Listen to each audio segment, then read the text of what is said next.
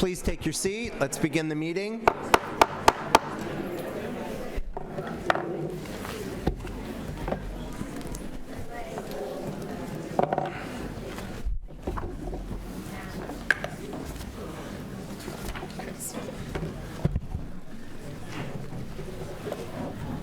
I'd like to welcome everyone present today and those watching the broadcast and call the March 13th, 2018 regular meeting to order with all board members present. The Navy JROTC Color Guard from Sarah High School and the San Diego Unified School Police Department Color Guard will now present the colors. Please stand for the presentation of the colors.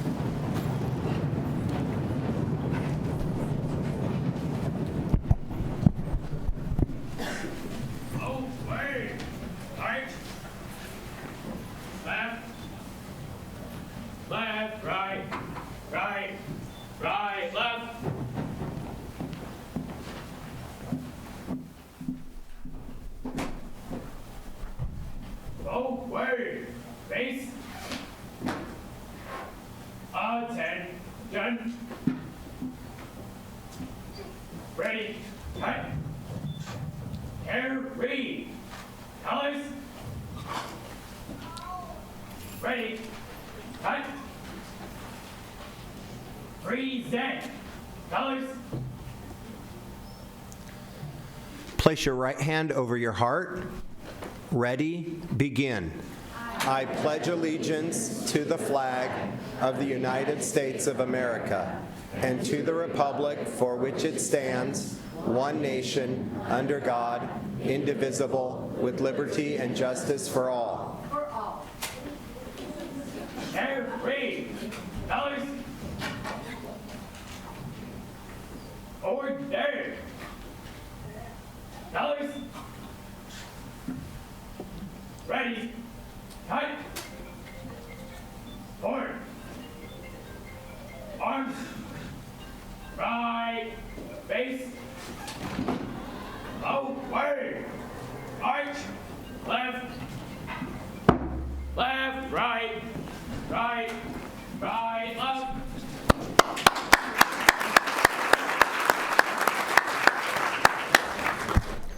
Thank you. You may now please be seated. If you wish to address the board on any agenda item before the board today or on a subject that is not on today's agenda and your name is not on the speaker list printed on blue paper located at both entrances of the auditorium and you've not already submitted a request for public testimony form, please complete the form and submit it to Cheryl Ward, the board action officer on your left. Speaker forms are located at both entrances of the auditorium. Section B, adopt the agenda. Is there a motion to adopt the agenda with Section J, the superintendent's consent agenda, to be considered first with the exception of item J 18, 19, and 20? So move. We have a motion. Is there a second? Okay. Please vote.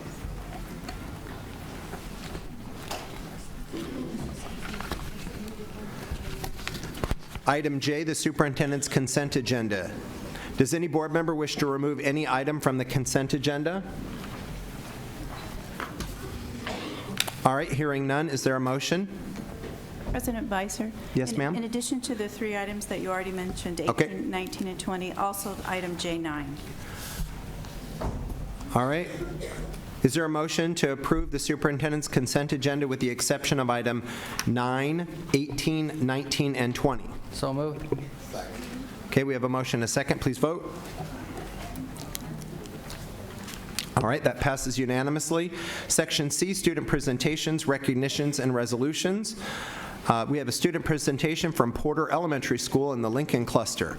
Dr. Sharon Whitehurst-Payne, would you like to introduce this student presentation, please? Thank you. Good evening. I would like to introduce our area superintendent, Mr. Bruce Bivens, and say that I'm excited about what's going on in Lincoln Cluster. We had a wonderful meeting yesterday, and thanks to all the principals, if we have any here, and all the wonderful work that's going on in that cluster. Over to you. Thank you, Dr. Weiderspan.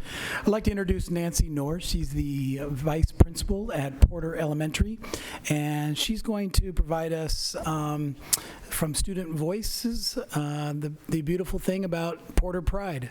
So if I'd like to bring up Nancy Knorr.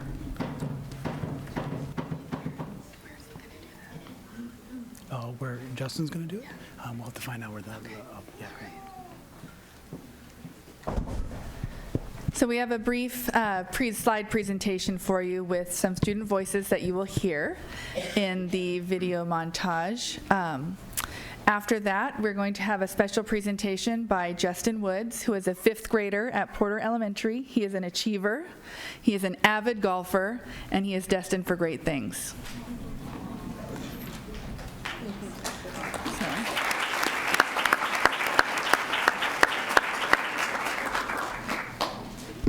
Does he speak in this microphone? Or should he, this one? Working on it. I don't know if you'd like to play this slide presentation while we're waiting.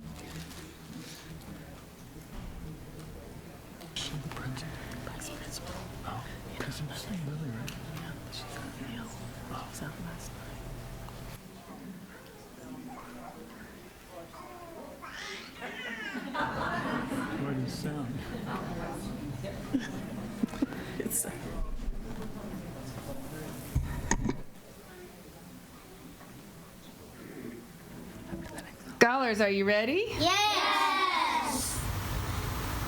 Go ahead. I believe I will, I can, watch me! Those are some of our 2nd graders.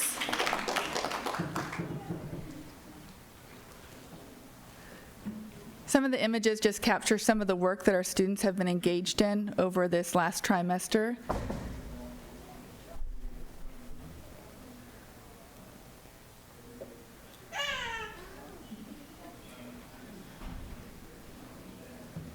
Working collaboratively. Good afternoon, Alchemist. Good afternoon. How are you? Good. Alchemist! Stay focused, work hard, achieve greatness, Awesome. What do we say to Ms. Knorr, you guys?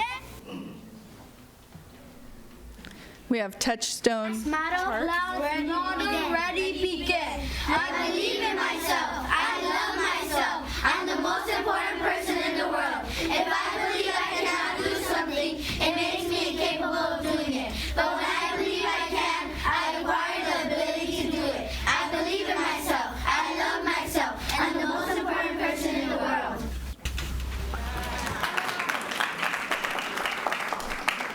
Those were 4th graders, the masterminds. The class before were 3rd graders, the alchemists.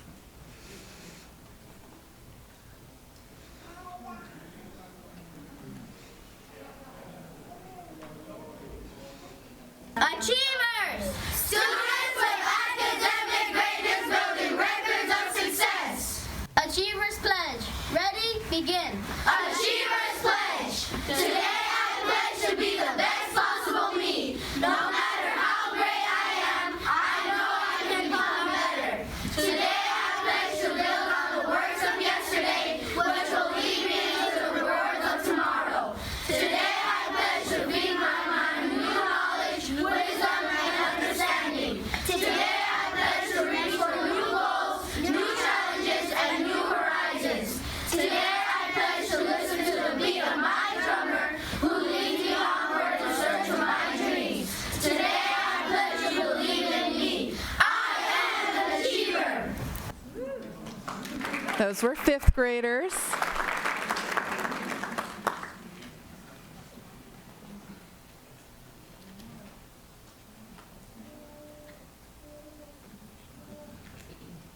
So at Porter, we strive to engage all of our learners so that they each have the possibility to show us what they know.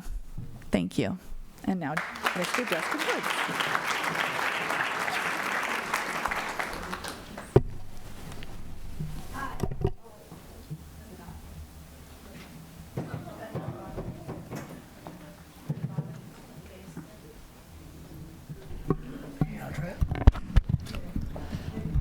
How's that for Hi, my name is Justin Woods, and I will be reciting Dr. Martin Luther King Jr.'s most famous speech, I Have a Dream.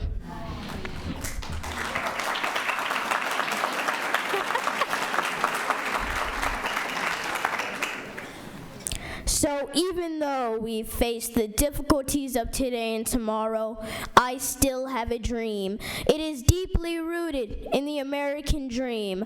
I have a dream that one day this nation will rise up and live out the true meaning of its creed. We hold these truths to be self-evidence that all men are created equal. I have a dream that one day on the red hills of Georgia, with the sons of former slaves and the sons of former slave owners, will be able to sit together at the table of brotherhood. I have a dream that one day, even the state of Mississippi, a state sweltering with the heat of injustice, sweltering with the heat of oppression, will be transformed into an oasis of freedom and justice.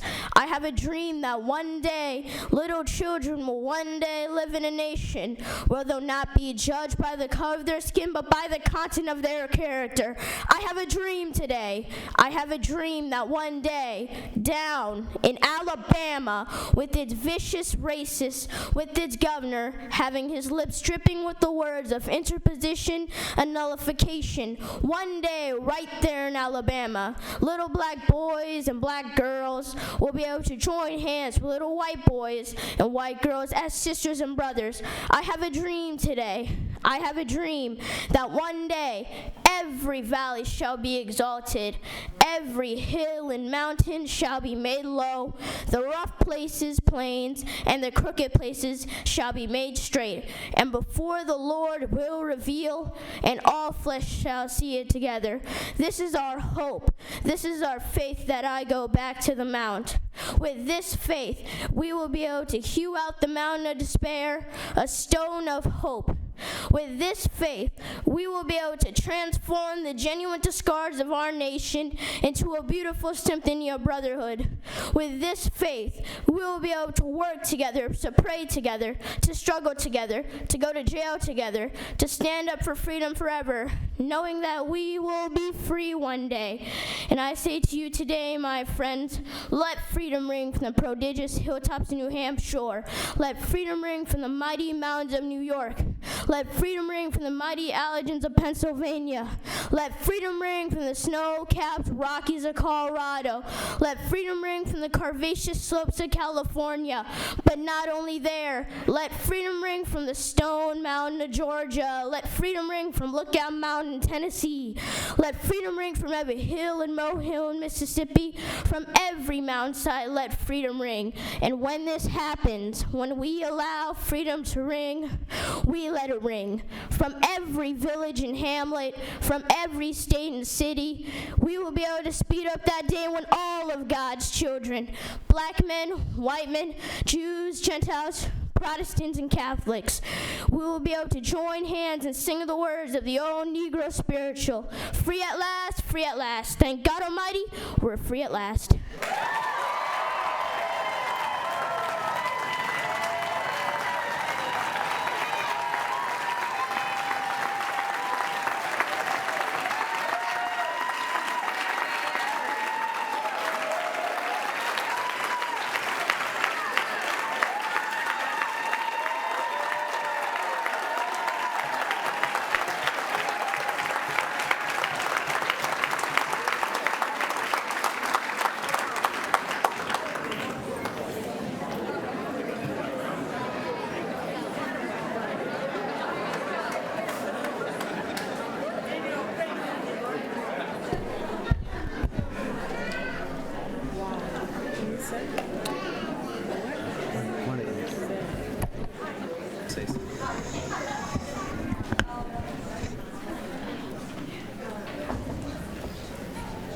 I heard him give that speech on Martin Luther King's holiday on the USS Midway. And every time I hear it, I believe that we can do it. If you believe that, would you put your fists in the air today? We can do it. Let's believe it. Let's do it. Thank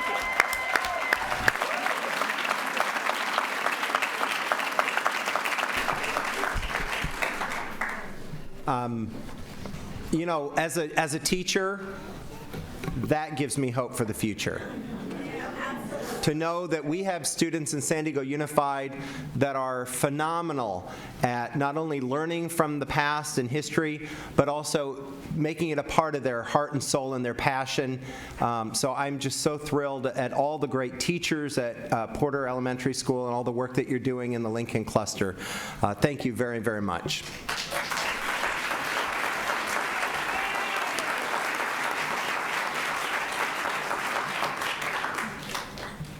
At this point in time, we begin Section D of our agenda, which is public participation on the non-agenda items. So non-agenda public testimony will be heard now and then also at the end of the meeting. We have several speakers on non-agenda items. So we want to hear from everybody, so we'll limit comments to 2 minutes, please. 2 minutes each. Francine Maxwell.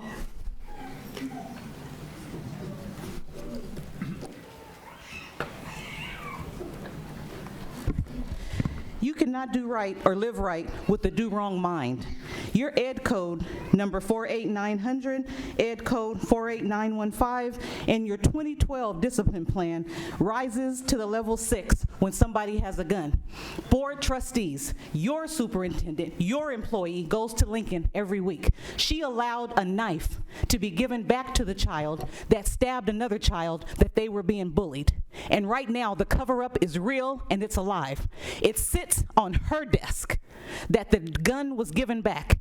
Everybody knows that when you take a gun, you turn it into the police. But she allowed an administrator to give that child back a gun. Subsequently, that child stabbed another child. So now, how are we going to end the prison to pipeline when the superintendent is allowing this behavior to go on? Board trustees, you made a mistake. Apologize to the County of San Diego. Get rid of her. Time is of the essence. Children are in danger. The cover-up is real. This should not take place ever. And right now, we are going to settle a lawsuit. Once again, the general counsel will call one of her friends and we will outsource it. More millions going out of our district that should be used for the children. This is a real-time emergency. You need to ask your superintendent, your one employee, how could this happen? How could someone not be trained? Because she's not trained. Because she doesn't know what she's doing. She has proven it time and time again. This is in District E. I take everything personal when it comes to District E. We see no color. All children of District E are great and they're brilliant. This was a child's mistake, but this was an adult faux pas. And this caused 2 children and their families and a community. Where's our restorative circle? Where's our apology that you have continually allowed her to garner that seat that she did not earn? She did not have sweat equity in this community, in this city. She did not. Genevieve Cluis. Keisha Borden.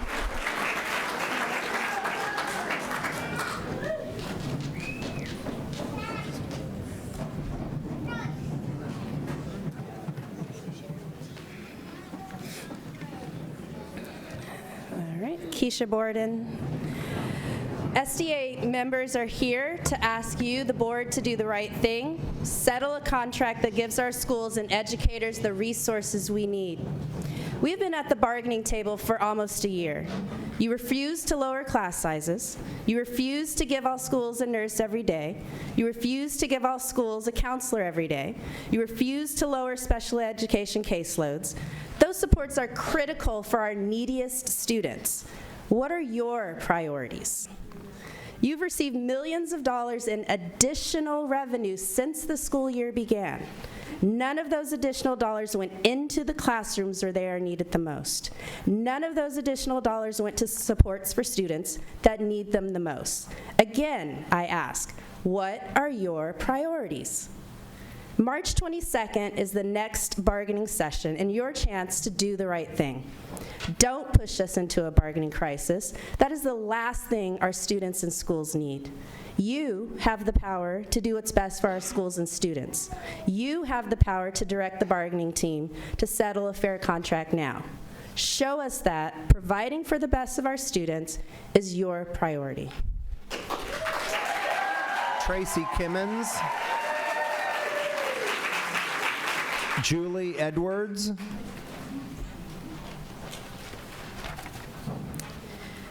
Hello. You are refusing to reduce class sizes. You're refusing to improve nursing and counseling staffing levels. You are refusing to decrease special education caseloads. Librarians have long been eliminated. Teachers, counselors, nurses are overloaded.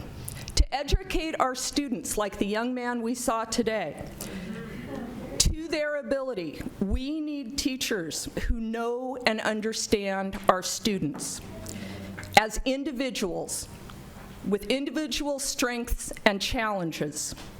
I'm a high school teacher. Currently, I have 197 students. 197. I have so many students that I still have a hard time matching names and faces in March. With this number of students, I have to carefully weigh the assignments that I give. Will I have time to provide proper feedback to the work that my students are doing to help them progress and learn as they need to be prepared?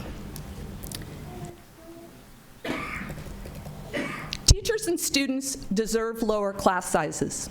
Our students deserve teachers who know who they are inside and out and can provide the education that they need. Thank you. Jared Enyart.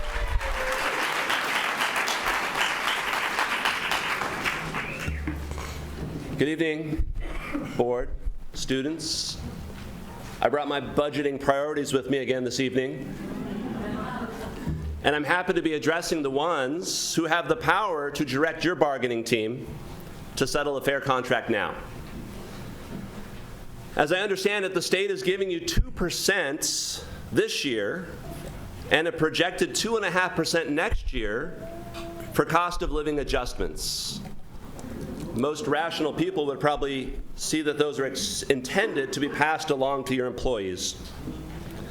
But you can't put students first when you put your teachers last.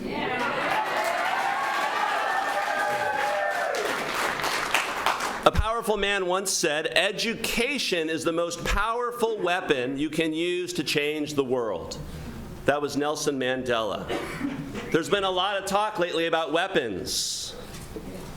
I would ask tonight that you arm us with school psychologists that have the time to do more than just test and sit in meetings about testing. Arm us with enough counselors so we can build skills to prevent violence and have meaningful discussions with students and their families. Arm us with enough school nurses so they're accessible to every child and can meet the increasing medical challenges that our students face today. Arm us with smaller class sizes that allow us to get to know our students and their families better. Every school in this district has teachers working for free on a daily basis, except maybe today. Go by any school parking lot early in the morning, late in the afternoon, or even at night, and the weekends, and you'll see them. No overtime, no bonuses, no promotions on the line. Thank you. Thank you. Julie Elliott.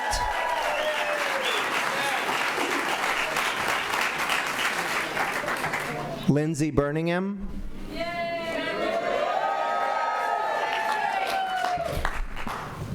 As you heard from our educators, and you'll hear from more after I speak, SDA members are fighting for a union contract that will give our educators and our students the resources they need and deserve.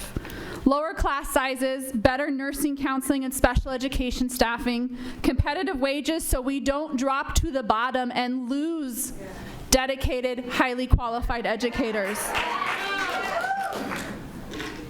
This isn't new to you. We've talked over the last 10 months in over 20 bargaining sessions.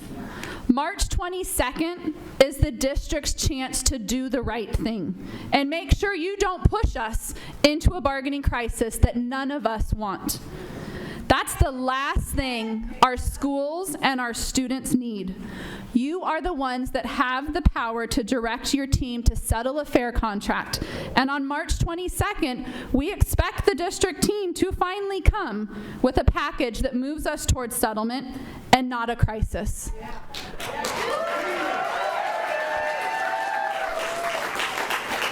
We don't want to go on strike, but we are willing to if the district continues to disrespect our educators, our students, and our schools. Sarah Hollerud. Good evening, everyone. My name is Sarah Holrud. I'm a kindergarten teacher at Baker Elementary and also on the bargaining team. As a bargaining team member, it has been frustrating that we are still bargaining almost a year after we began. In 10 months, we have asked for lower class sizes, better staffing for nurses, counselors, and special ed, and to keep us out of the bottom quartile for wages, and you have refused to do so. We are asking you to put proposals across the table that are priorities based. We believe this means putting the money where our students are, to student resources, student services, and their educators. March 22nd is your chance to do the right thing and make sure you don't push us into a bargaining crisis. You are the ones that have the power to direct your team to settle a fair contract now. Juliet De La Paz. Hi, Juliet De La Paz, address on file.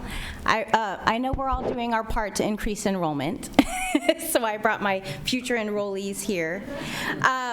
So as educators, we have always stood for basic tenets that education is a basic human right, and educators level the playing field.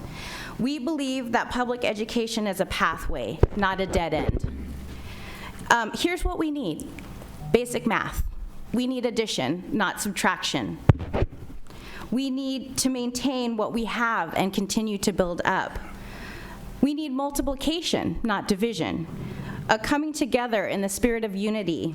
No more division. Reach a compromise in the spirit of consensus with the spirit of community. We need a contract, a shared understanding, and the foundation for which we can begin our work. So I'm calling on everybody, district leadership, local and state legislators, parents and community stakeholders, and students, together, stand together, and continue to make education a top priority. We will make this difference. You matter, we matter, and it matters. And when you go up to Sacramento to talk to the legislators, bring us with you. We're ready to fight. Aaron Porras. Aaron Porras. I am Aaron Porras from University City High School. Students tie their dignity into the quality of teaching they receive. When they know that their teachers are well paid, that their health care is protected, and that their professionalism is respected, that gives them a sense of what they are worth as students. Let's imagine the opposite. The local school is staffed with burnt out, underpaid teachers who come into school sick and teach in crowded classrooms. Is that an ideal environment to nurture young hearts and minds? We say we're preparing students for 21st century jobs requiring a high degree of technical training and critical thinking, jobs that will allow them to survive in their hometown. Yet as teachers, the professionals that students spend the most time with, we cannot even be considered to have jobs with those qualities that our own district values in giving to the students. So what kind of role models can we possibly be? Look at the hypocrisy behind being a teacher in a poorly funded district and standing in front of a group of students telling them to follow their dreams, stay in school, and strive for academic greatness, when the one job that literally fits all those descriptors is the least desirable, most cliched position for people who settle for far less than their peers in private industry are worth. If you don't think paying below the median wage or giving us less than due process or eliminating class size limits will affect students negatively, that we will teach them regardless of how insulting our contract becomes, you're wrong. An injury to the teachers in this district is a direct insult to the students. We don't just stand for ourselves in the fight for basic labor dignities. We fight for the dignity of everyone we work for in our community, our parents and especially our students. Thank you for listening. Mary Jane Zappia. Mary Jane.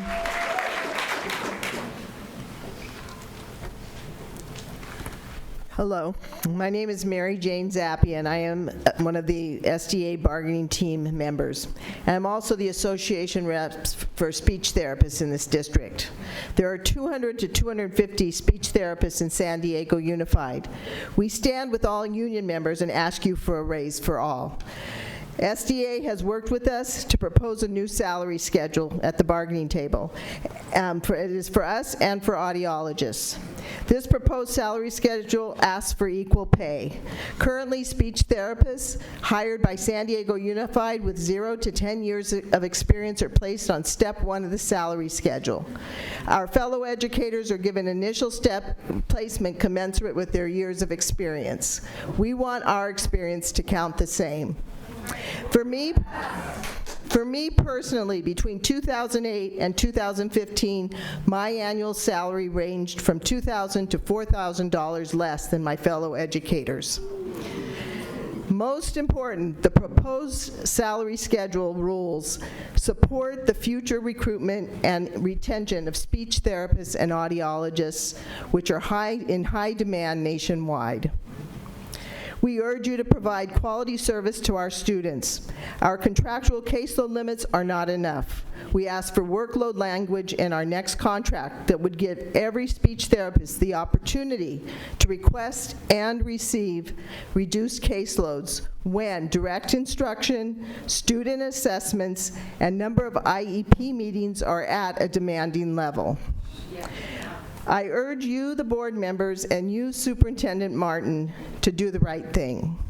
Give raises to all San Diego educators, accept the proposed speech therapist and audiologist salary schedule, and adjust speech therapist caseloads when necessary so that we can provide our students with the high quality and consistent services that they deserve. Thank you. Thank you. Kimberly Carpenter.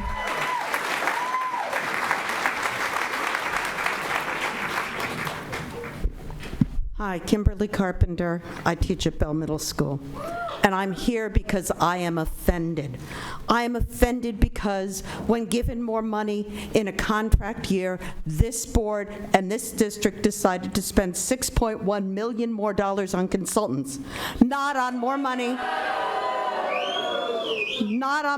for teachers who spend countless hours after school tutoring and clubs, donating their time to the district. Not on more money for teachers who spend out of their paychecks every single day to supply what their classrooms need. Not on more money for nurses so that every child in this district can see a nurse if they need to. Not on more money for special educators and for reasonable resources. Not on more money for class sizes. No, $61 million on consultants who will never see the inside of my classroom. And I am offended. If you want respect from your employees, settle a fair contract now. Put the money in the classrooms. Put the money where my kids are. Leticia Mungia.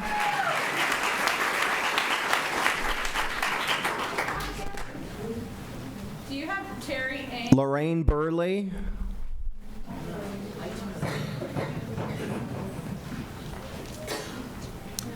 Good evening, my name's Lorraine Burley. I'm switching gears here. I'm a speaker that you've heard many times speaking in opposition of this Scripps Mesa Joint Occupancy Project. You know that as a civic leader in Scripps Ranch, we strongly oppose this project moving forward. And recently in January of 2018, there was a draft environmental impact report published by this district. And repeatedly, 3 times, you stated that the innovation Aviation Academy charter school lease would be expiring in June 2018, which is not true. You extended it to June 2019. And I think with intent and purpose, you are providing misleading information to public and taxpayers. It's a cover-up, so taxpayers aren't aware of how poor this project really is and how little money the district really will bring in. You are not being open, and you're not being transparent. Terry Eng.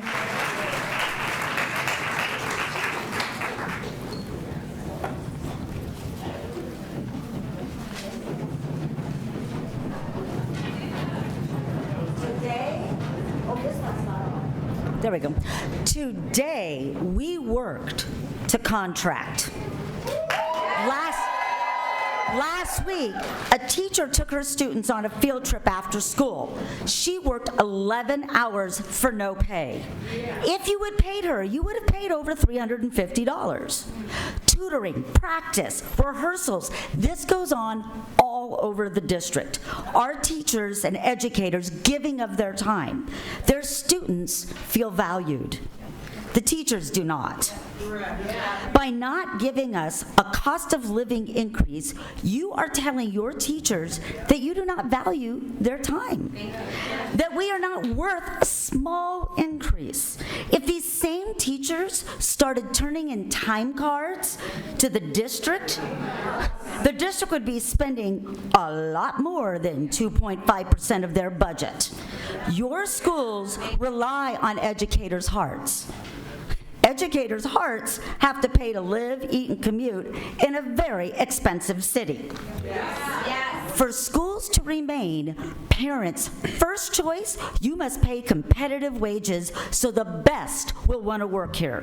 You must put students first, making sure that they have the small class sizes, manageable education, special education caseloads, and proper staffing of supports like counselors and nurses. It is time to show that you value the hard work of your teachers, support staff, and students. Negotiate a fair contract now. Kyle Weinberg. My name is Kyle Weinberg, and I'm a mild moderate special education teacher at Bell Middle in Southeast San Diego, a school where 83% of students qualify for free and reduced lunch. I care deeply about the educational outcomes of the students in our school, and therefore am shocked and angry that the district is refusing to do right by students and settle a contract that reduces the caseload of resource specialists. At our school, the resource specialist is responsible for coordinating the evaluation process for students with academic and behavioral struggles, attending off-site meetings and writing IEPs for incoming out-of-district students, communicating with families and staff of the feeder elementary and Cluster High School, in addition to her teaching, co-teaching, and case management duties that she shares with education specialists like me. This incredible and self-sacrificing teacher should at the very least have the same caseload as an education specialist to be able to fully meet the needs of the students in her care, especially because our students are doubly disadvantaged by the obstacles presented by poverty and their disabilities. Can we truly say that we're doing our part in the struggle to reverse the effects of decades of discrimination when we neglect to do everything in our power to set up our students to succeed? I urge you to do the right thing and direct your team to settle a contract now that respects teachers and the students and families we serve. Shane Parmalee. Shane Parmalee.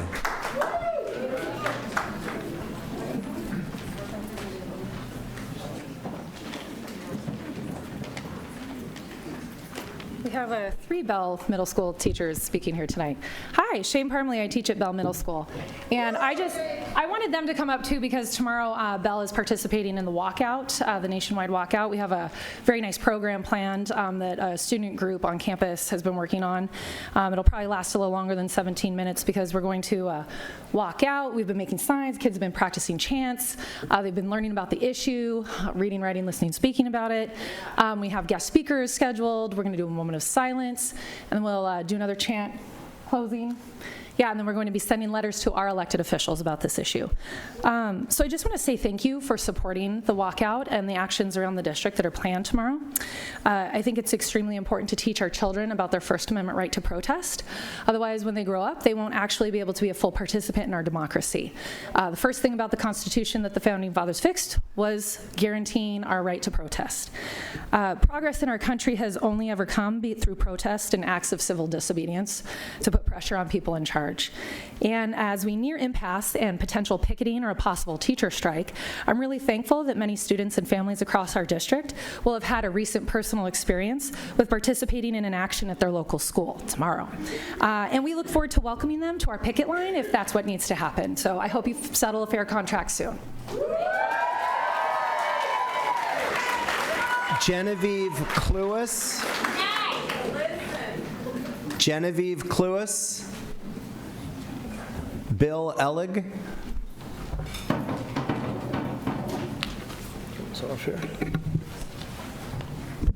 I'd like to shift gears again.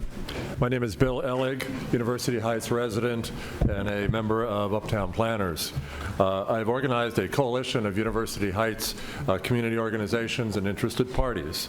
I came here tonight to talk about the possible swap of the Ed Center site with the deadline for the proposals coming up this Thursday at 3 o'clock. I want to thank the school district for re-roofing Annex 1, the teachers' training annex, to prevent any further water damage of the building. I would like to thank Richard Barrera for coming to the University Heights Community Association meeting on the 1st of March and listening to and answering questions that the people had. There were over 100 people there that night. It was very well attended. Thank you very much, Richard, for coming. At that meeting, you enunciated 4 values that you're going to use to basis of driving your decision for the swap. Number 1 was that Bernie School could not be touched.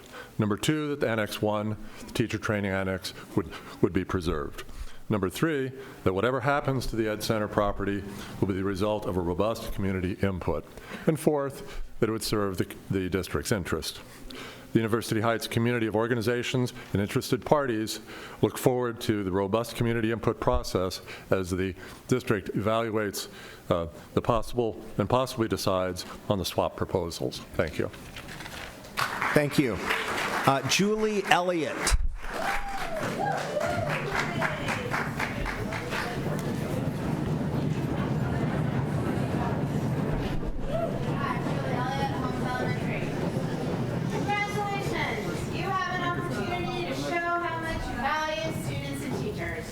Teachers are first responders and continue to fall in the bottom salary quartile.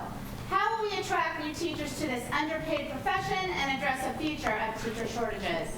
Which one of you will display leadership right now to make a positive change? Pay teachers a fair wage over expensive consultants. Another issue that plagues this district is special education. We must provide a safety net to support day-to-day changes in staffing to comply with our IEPs. Our special ed teachers do not need larger caseloads. Which one of you will take a stand right now for kids and teachers? We need nurses, counselors, and restored custodial services. Our students' physical, mental, and emotional needs must be supported in a clean learning environment. Which one of you can make this happen? Again, congratulations on reaching the pinnacle of opportunity to finally settle a long overdue contract and show that you truly value teachers and students. Are you brave enough to, right now, tonight, prioritize what is truly important and make a real difference? Thank you. Thank you. That concludes non-agenda public testimony. Now for Section E on our agenda, the report of closed session actions and Superintendent Board and ASB student information reports. Section E1, report on closed sessions. Are there any reportable actions to report out from closed session at this time? President Weiser, there are none to report out tonight. Thank you very much. We have no administrative assignments. Section E3, Associated Student Body, ASB President's Report. At this time, I'd like the ASB student representatives to the board to introduce themselves. Please tell us about yourself and what's going on at your school, both academically and socially. Ruby Durizio, ASB President of Crawford High School, and Diego Robles, ASB President of Kearney High School, and the President of the Council of ASB Presidents. Ruby? Hi, I'm Ruby Durcio. I am a senior as well as the ASB president at Crawford High School. Currently at Crawford High School, we will also be participating. We're not calling it a walkout, we are calling it a walk-in. And the goal is to allow students to have a voice and express themselves while keeping them safe on campus. Students will begin by engaging in a discussion in their advisory class about their feelings and safety. We will then walk together as a school to the quad where Dr. Lawrence, our principal, will make a statement, and then finally we will have a moment of silence for the victims of the Florida shooting. We are also having a spring fling in April, which is our school dance, with the purpose of incentivizing reading for students to help push for literacy and numeracy, as well as an anti-bullying assembly in April. We are also partnering with the local middle school, Horseman Middle, to host their annual track meet at our new track. And then ASB is also planning more unifying events on campus, like short advisory basketball games as a part of Fitness Friday, as well as staffers and student games. Thank you, Ruby. Very well done. Diego?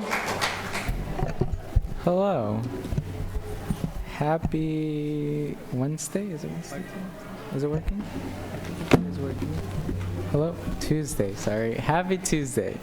So I'll start off with the Council of ASB Presidents. We have not had a meeting since our last Board of Education meeting, so I don't have much, but I know all of our schools were really passionate about doing something impactful in their campuses in regards to the walkout.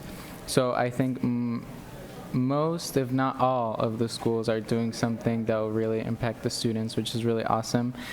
And we also had a Student Equity Coalition March 7th, and there are a lot of different groups that came together. So ASB, Student Equity Ambassadors, Cesar Chavez clubs, GSA clubs, Black student unions, and they all came together here to discuss school safety and student safety. I was not able to make it, but I heard it was really, really amazing. Yeah. So yeah, there was a gas leak. It was very, very close to my house because I live right across the 163. So my house got evacuated and all this crazy stuff. So I was not able to make it. I know Maya stepped in for me, and I'm sure she did tell her. I don't need anyone to tell me. She's amazing. So I heard it was wonderful. Now on to Kearney. So academically, we have a lot of our juniors preparing. They just took their SAT last Saturday, and they're preparing for the next one because, you know, you need to take it multiple times. It's a crazy thing, so I wish them the best of luck. And for ASB, so tomorrow for the event, I just want to say, like, it became something incredibly strong and powerful when Ms. Diaz, our principal, came and talked to me, because as ASB, we had an idea, and when she came and gave her support, it elevated it so much. Because when she comes in and she kind of embraces this really well, all the teachers get involved, and we have something really special, really important, and really strong that will make a difference. So at Kearney, we're calling it Kearney Safety Convention. We stand together. And so we arranged it so that we're doing a silent walkout at the football fields at 9:55, and then they will return to the first period, check into their second period, and the students who chose to participate will be directed to the auditorium, where we'll have a brief introduction, kind of like what is going on, and then we'll introduce our 4 workshops that are kind of specialized to address a different issue in regards of everything that's going on. And our main focus is school safety and kind of like the school environment. So the first one is an informational workshop, and they will learn about gun control and the debate in the U.S. and the importance of expressing yourself through voting, and students who choose will all have the option to do an early register to vote. We'll have the cards, so if they're interested, they will be able to do that. And then we have the student response station, where you can write a letter to victims, and we're gonna have a thank you book to Dick's Sporting Goods for banning assault rifles, and you can also we'll have a small pledge. And then we have another station, and it's called Student Support at Kearney, and this was one that I was really passionate about, because when it comes to these situations, you really just, it comes back to you and your life and what is going on. And these students are going to school every day, and I wanted them to know what do we offer? Why are you safe? What are the reasons that you should come to the school, feel safe, feel included, and like you can just come and learn. And so we're gonna have a Q&A with our principal and school police, and we will also have presentations by our counseling services and our nurse. So I'm very excited for that one. And then lastly, we have a How to React station, where students will learn how to recognize and report a possible threat and how to react in an active shooter situation. So I'm very excited. This is something very special, and of course, you're invited. So feel free, if you're able, to come in and check the amazing work we're doing here at Kearney. I am extremely proud and very happy that not only the students, but the staff was very passionate about making something impactful and important. So thank you so much. Also today we had Taft Middle School come, and we did a mini pep rally, and they got a school tour, which was really awesome. Thank you.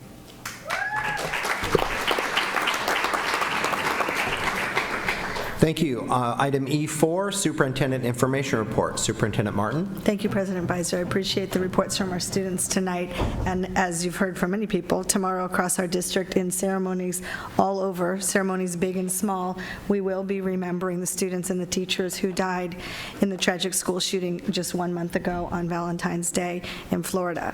The exact events on each campus are going to be different. They're led by our students, student voices, in collaboration, as you heard from Diego, with principals and teachers, and we believe that that's appropriate. They should be different, and they should meet the student voices leading this at the schools.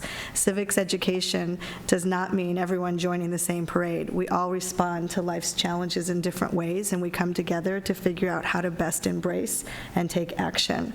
It means that we're going to be embracing our rights and our obligations as citizens and as members of a powerful community, and that's exactly what we see our students doing across our schools right now.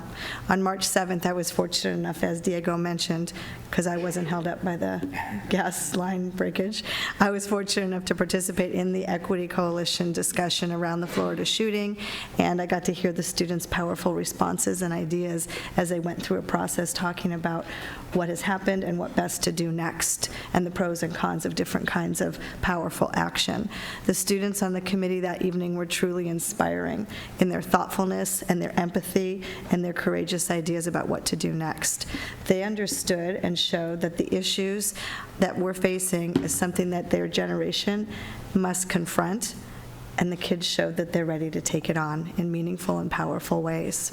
Some of the ideas I heard for tomorrow were about we're doing teach-ins, holding minutes of silence, having spaces for students to sign letters to their political leaders, and trying to find a way to make isolated students feel more connected, as just some of the ideas that were shared that evening. In other words, our students were able to show that they understood this complicated, complex issue, but that the complexity of this all is not going to be an argument for inaction. They knew that action was necessary, and they had ideas about how to best do that together in community. They displayed all of the values that their parents and teachers and all of us have worked so hard to instill in them. The process that I participated in last week has been happening across our district. That was a district-wide gathering, but it's been happening school by school, campus by campus, as principals have been meeting with student leaders to come up with safe and productive ways for students to express themselves on this issue. They have moved bell schedules, created safe spaces, found countless other ways to lift up and support student voices. So finally, I'd like to say thank you to all of our staff, who's embraced this challenge and come together as a community. Any large system we know is only as good as the people in it, and I feel truly fortunate to be part of a system that has truly great people working together in this powerful way. Thank you very much. Thank you. Board information reports. Anybody want to start tonight? Dr. Evans? I just want to say briefly, I had an opportunity last night to be at the Madison cluster, and it was interesting, the conversation, because it was about readiness, about what do you need to be ready to go from each level. And I think there's just great work that's being done across the district in terms of looking not just at what's going on in a particular school or a particular grade level, but what's going on in terms of passing them through the entire cluster. So talking about the fifth graders, what they need to do to be ready for middle school, and middle school to be ready for high school, and high school to be ready for college and career. And there were really two areas that they were looking at. It wasn't just the academic, because there was certainly a lot of academic skills that they wanted them to have at each stage, but it was also very important, the social, emotional, and realizing that without that, they weren't going to have the academic results anyway. So I just thought it was a great conversation with a small group, but it was teachers, principals, and community members talking together about what we're producing in our schools, and really struggling with the big questions as opposed to just relying on some simple measure like a standardized test score to determine whether we're achieving or not. So I thought it was a great conversation. Dr. Whitehurst-Payne? Thank you, Mr. Visor. First of all, I'd like to say I had the privilege of having lunch with Ruby, and she's a delightful young lady. And the fact that, although they were talking about raising canned goods and all of that for the food bank, she noted that at her community, at her school, they are focused on meeting the diverse needs there and the plenteous needs in that Crawford community. So I thought that was wise of them to focus on where they needed to focus their attention rather than just to the generic food bank. So very good, you're processing it. Thank you. And then I'd also like to say, I mentioned earlier that at the Lincoln Cluster last night, we celebrated the principals. And thanks to the superintendent, Mr. Bivens, and all of them, I want to thank our cluster chair. And also give kudos to Francine Maxwell, if she's here, for her suggestion that we honor our principals. And it was a wonderful event. One principal said he'd never been honored before. And I encouraged everyone to stop by and just offer a word of encouragement sometime to them as they try to make schools better for our children. And then lastly, I'd just like to say that I attended the beginning of the Equity Coalition at Hoover last week, and I just want to share with you all the one piece that caught my attention was hearing students actually process the fact that some of them can't even think about studying for tests because they're wondering about whether or not the child sitting next to them will have a weapon and harm them. And it became real to me then to hear them say, we've all shed tears when we've seen what's happened and so forth, but to hear an actual student say, and several of them noted that they had to always be conscious now of the fact that, yes, you study for tests, but you also need to be conscious of whether or not the student next to you is going to do something to harm you. So we've got to get this right in our country. We must. Thank you. Trustee Barrera. Thank you, President Visor. So first of all, I just want to say thank you to the students in our district and your leadership in advance, for planning tomorrow's day of action. We actually know that the only voices that have been able to make any difference in this issue or even be listened to in years and years and decades have been your voices. And so the way you're organizing at your schools is going to be powerful, and it's going to make change as long as we keep it going, as long as it's not just one day. And I want to thank Superintendent Martin and all the adults in our district that have also come together to support the student organizing. And it just sounds like it's been very much a process of people coming together in our district to do something really important. So thank you, Superintendent. And then I joined the superintendent to join the green teams at Cherokee Point Elementary School last week to celebrate the groundbreaking of their student garden. We have one team that focuses on growing things in the garden that can be served in the cafeteria, and then we've got another green team that focuses on conservation and recycling and reuse of food in the cafeteria. So terrific event, great partnership with the City of San Diego. The City of San Diego and Cherokee Point received an award from the Environmental Protection Agency around reuse of food. So again, leadership and action by our students. It was great to see. They gave you a strawberry. And we each got a strawberry. That's right. That's great. Dr. McQuarrie. Sure, thank you. So in addition to responding to a number of letters and about the issues involving the shooting in Florida and our reaction and a lot of misunderstanding and as well as clarification and support of what our students are doing. It is a student-initiated effort. The March 14th day, I look forward to seeing what comes out of that. Hopefully it is an understanding of empathy and support for our students and teachers who have lost their lives and across the United States, a number of school shootings. In addition to that, I did attend the Point Loma cluster meeting where the safety and emergency procedures was a major focus of that meeting. I'll be going to the La Jolla cluster meeting on Thursday, which will have the same focus. I did attend the Claremont Coffee with Cops, which was well attended. It was an opportunity for members of the community, teachers and staff in the schools in the Claremont cluster to come together to learn about the school safety plan, emergency procedures, and what do we do if and when. And it was shared there that there are procedures that we follow, we practice, and they do make a difference. And there are also procedures that we cannot talk about because we do not want everyone to know everything that will be done in case of an emergency.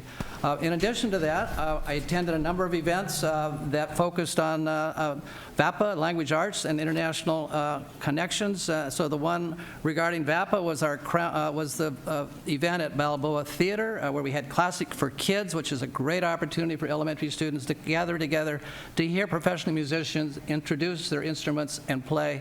And then we have the Crown Point Junior Music Academy violinists play right along with these professionals. It was a well done. It's an exciting event. If you haven't signed up to go to that, it's every year Classics for Kids. In addition, we at the House of Spain at Balboa Park, we had a readathon where volunteers read Don Quixote. We had students from our dual language school at Longfellow reading in Spanish, and we also had students reading Don Quixote, a Spanish classic, and Chinese Mandarin. Thank you. Thank you. For my board officers report, a couple of things. First of all, as a teacher at a middle school down in Chula Vista, we are also having dialogue with our students. And so for our walkout, we're going to provide the opportunity for a walk-in and have partnered with parents to make sure that they have a conversation with their students, that we want to create a safe forum where the students will be on the campus where we can provide for their safety and supervise them, and that if a student does decide to leave campus, that we can't supervise them. And so that's a really important, I think, movement, that a lot of the students that want to have a voice tomorrow are partnering with their administration so that we can work together to accomplish multiple goals. Also, I'd encourage everybody to join me Saturday, March 24th at 10 a.m. for the March for Our Lives. It's at the county building downtown at Waterfront Park. That's Saturday, March 24th at 10 a.m. Also, April 14th, Saturday at Patrick Henry High School from 9 a.m. to noon, we'll be having our second annual Climate Action Summit. I'm also have been advocating and look forward to actually a bill number up in Sacramento for a 10% user fee on all firearms and ammunition to help pay for more improved education safety measures to help other school districts across the state increase school police services to keep our kids safe. And then one thing that I did want to mention is, that a lot of us go through a lot of challenges in our lives. And I know that Richard Barrera just lost his father a few weeks ago. And most recently, he just lost his mother also, Marion Catherine Barrera. She was born October 20th, 1938 in Brooklyn, New York. And she did a really great job of raising an amazing trustee and colleague on the Board of Education. So our thoughts and prayers and condolences, Richard. Could I please ask for a moment of silence? Thank you.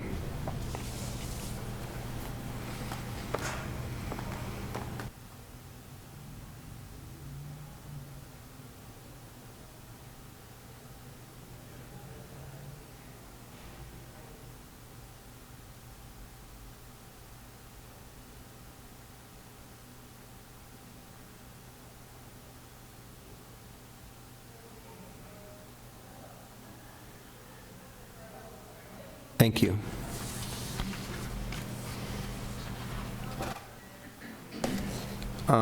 Section F, Student Instructional Matters. Superintendent Martin. Thank you, President Beiser. I have a whole team that's going to join me up here for this presentation. And as they're gathering,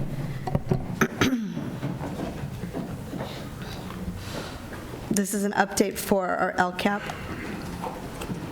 Goal 4, positive school environment, climate, and culture.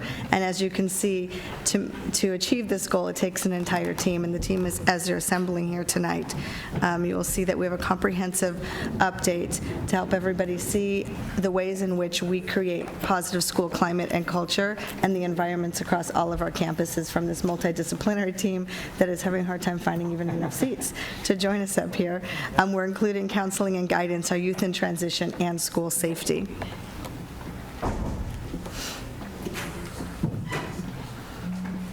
As the team's gathering, I want to make a comment specifically about police services, although they're only one portion of tonight's presentation. But I want to recognize the extraordinary job Chief Marquez, you and your team have been doing.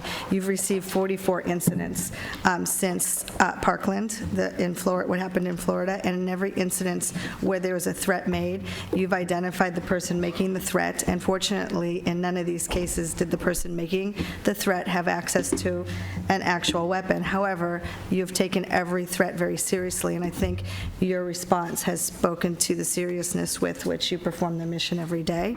And now that the team is gathered, and I've given you thanks, this is a comprehensive report that will begin with overall how our school district creates and maintains positive school climate and culture, because it's not one person, one action, one department, one division, one school that creates the safe school climates that we know are so important for which our students, in which our students are able to learn.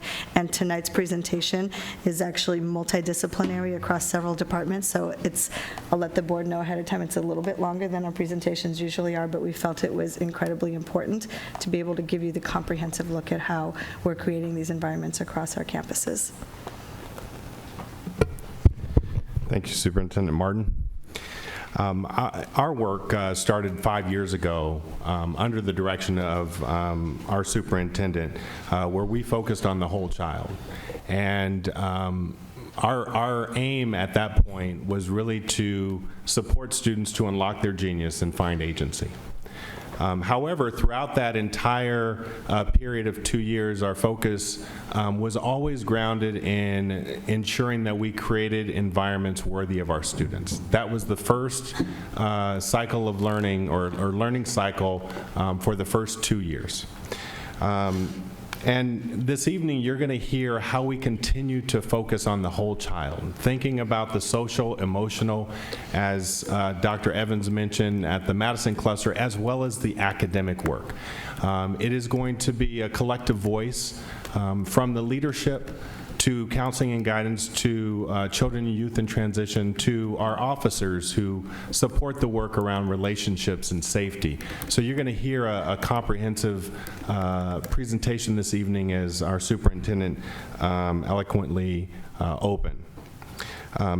Based on our academic data that we presented a couple of weeks ago at the previous board meeting, we recognize that there is a gap between our students with disabilities, our African American students, our Latino students, and our language learners, and that has been a trend that we've paid attention to as compared to their white and Asian counterparts.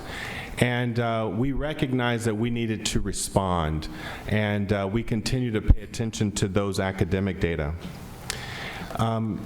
Over the first couple of years, as I mentioned, we thought about how do we ground our work in terms of our environment and unlocking the genius and agency. And when we recognized these gaps over the last few years, we began to pay attention to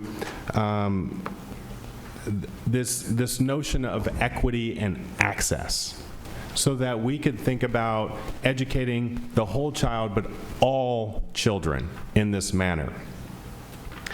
And so as we think about that, we want to make sure over the last couple of years we thought about this and talked about this from the direction of the board and our leadership, from our superintendent. We thought about how do we ensure all families and all students that we are a highly reliable system. And as we have always grounded our work in data, we have also continued to ground our work in the research.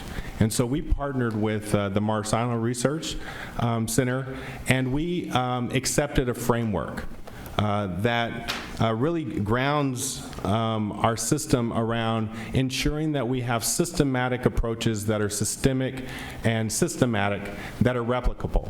And that is something that has been the foundation of Superintendent Martin's leadership. In addition, not only having those systems and structures, but also paying attention to how the organization will respond when we are not realizing the academic and social and emotional outcomes of our students. How will we respond? And this evening, you're going to hear about how we respond from a leadership standpoint, from a counseling and guidance standpoint, as well as youth in transition. You're going to hear that this evening. Again, we are focused on our LCAP goal number 4, safe environments. And we're going to begin with the data. So if we look at a few pieces of data that I put together, what I'd like to point your attention to, and this is from the California Healthy Schools Survey, what we call checks. What you should look for are the blue lines, which indicate, or the blue bars that indicate the highest responses from our students. The orange bars signal the lowest responses from students. In the areas of safety, the lowest responses from students. In the areas of safety, caring relationships, high expectations, and meaningful relationships. On the far right, you will see the same responses in blue, the highest responses from staff, as well as their lowest responses. What I want to lift here is the blue bars are responses from our 5th grade students. So across the board, if you go deeper into these data and do a data dive, what you'll notice is the blue signals 5th grade students, and the orange signal 9th grade students. What we can pull from this, and while this is not scientific, what it suggests is the further students go in our system, the lower responses they have in these areas. So this isn't to suggest that we're not doing something, it suggests that we need to do something more strategic. And we need to pinpoint some of these things. In addition, what you'll notice is the gap between student responses and our staff responses. So staff reality versus student reality, there's a gap. And you're going to start to hear how we are responding, again, when these responses are not to the level that we would like. We would like to see, as students go through our system, they're actually responding in greater ways, that they feel safer, that they have caring relationships. One would also suggest that it may have something to do with the elementary structure and the high school structure, or the secondary secondary structure. One of the things that we're thinking about is how do we personalize that relationship? How do we really focus in on students who are not making progress and build stronger relationships? And how do we get greater expectations across the board? And how do we ensure meaningful relationships at the secondary level? So what we recognize is we have to close the gaps here that exist. In each of these categories, we must also close the gap between staff and student responses. Now you're going to hear from Bruce Bivens, our Area 1 superintendent, who will speak about the work that we do with leadership as we begin to focus on closing these gaps. Thank you, Lamont. So pretty simple diagram up here, but I want to first talk about what is school climate. School climate consists of the norms, values, and expectations that support people on a campus feeling socially, emotionally, and physically safe. It deeply depends on students, staff, and families working together to create and contribute to a shared vision around school climate, particularly around building a positive school climate. So these are the four critical areas that comprise and contribute to school climate: teaching and learning, relationships, environment, and safety. Now, why is a positive school climate important? First, we know from research that the effects of a positive school climate within the teaching and learning framework not only contribute to an improved academic outcomes among our diverse groups of students, but it affects persist for years, showing a powerful correlation between climate and an increase in motivation to learn and ultimately higher graduation rates. Within the relationship frame, research shows that when students perceive a better structured school with fair discipline practices and positive student-to-teacher relationships, that students' behavioral problems decrease, absenteeism decreases, and there are subsequent lower rates of suspensions.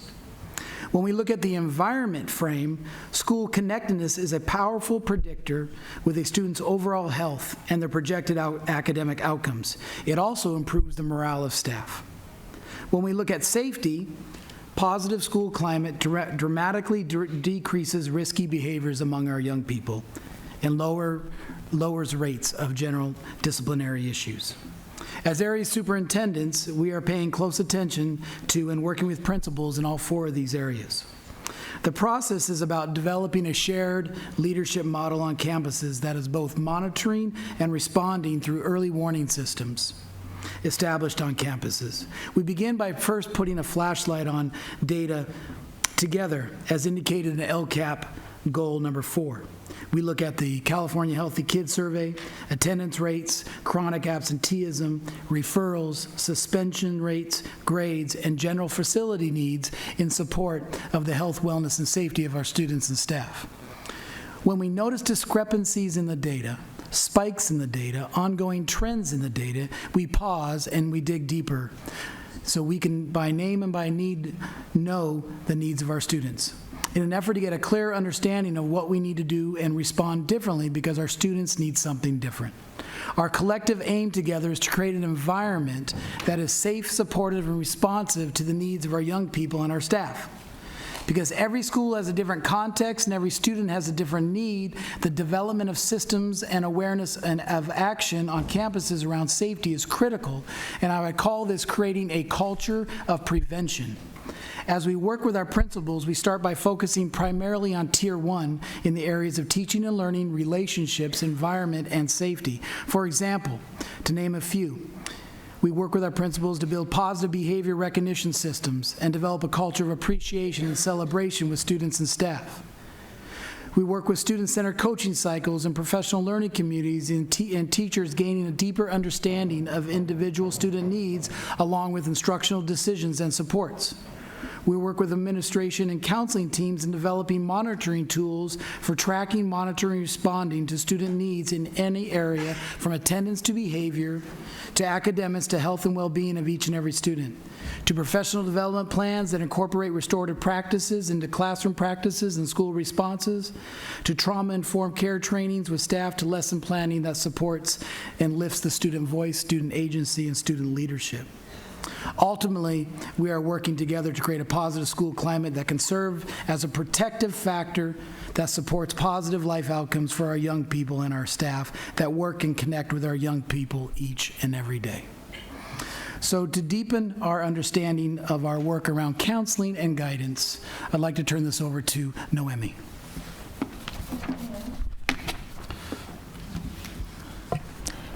Good afternoon, board members, community looking at us from the remotely, and also want to recognize our students and counselors that are in the house today, and thank you all for your patience through the process of a board meeting. We appreciate you. So I would like to talk a little bit more about what the Counseling and Guidance Department is trying to do to support and enhance cultures of care, where we are working with different systems to enhance and support the work that we're doing, not only from the physical safety of our students, but also from the mental health and the well-being of our kids.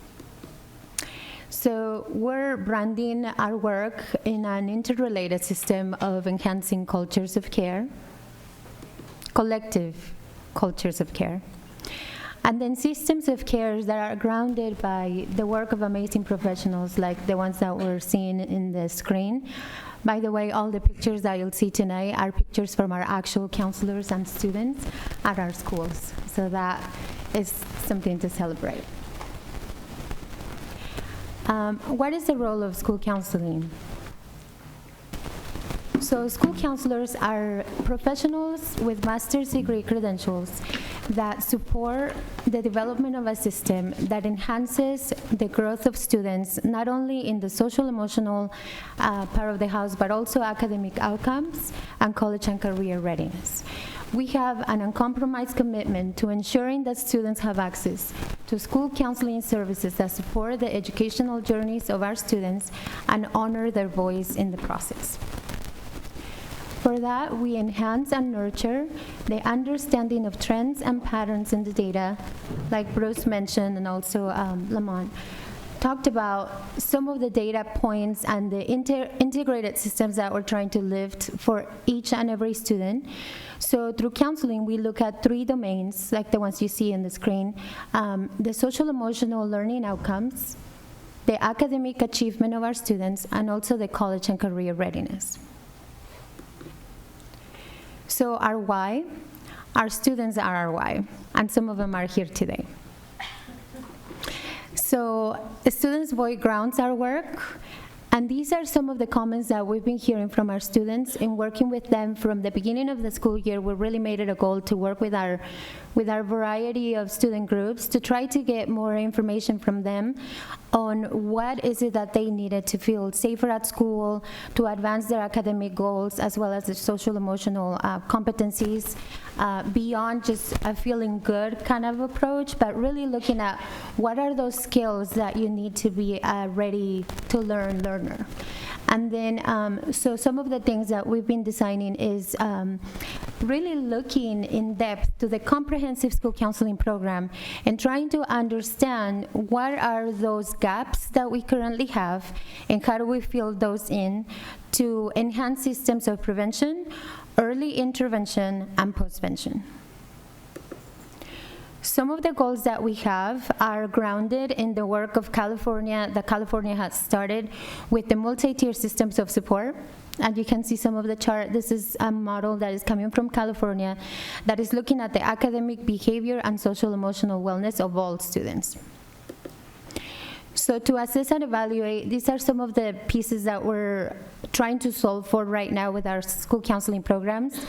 So developing a structure that is consistent, that is providing systematic services and includes the 3 domains that I spoke about, and reframing and enhancing the absolutely amazing counseling practices that exist at our sites, and also reframing some of those counseling practices to identify systems of support that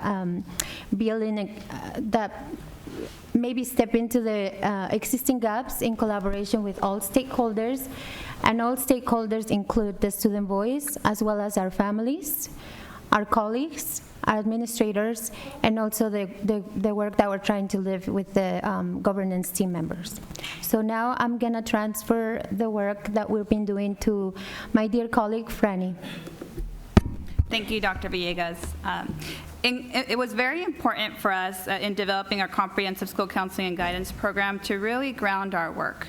We wanted it to be a systematic approach in a pre-K through 16, because we believe in showcasing our students' post-secondary goals.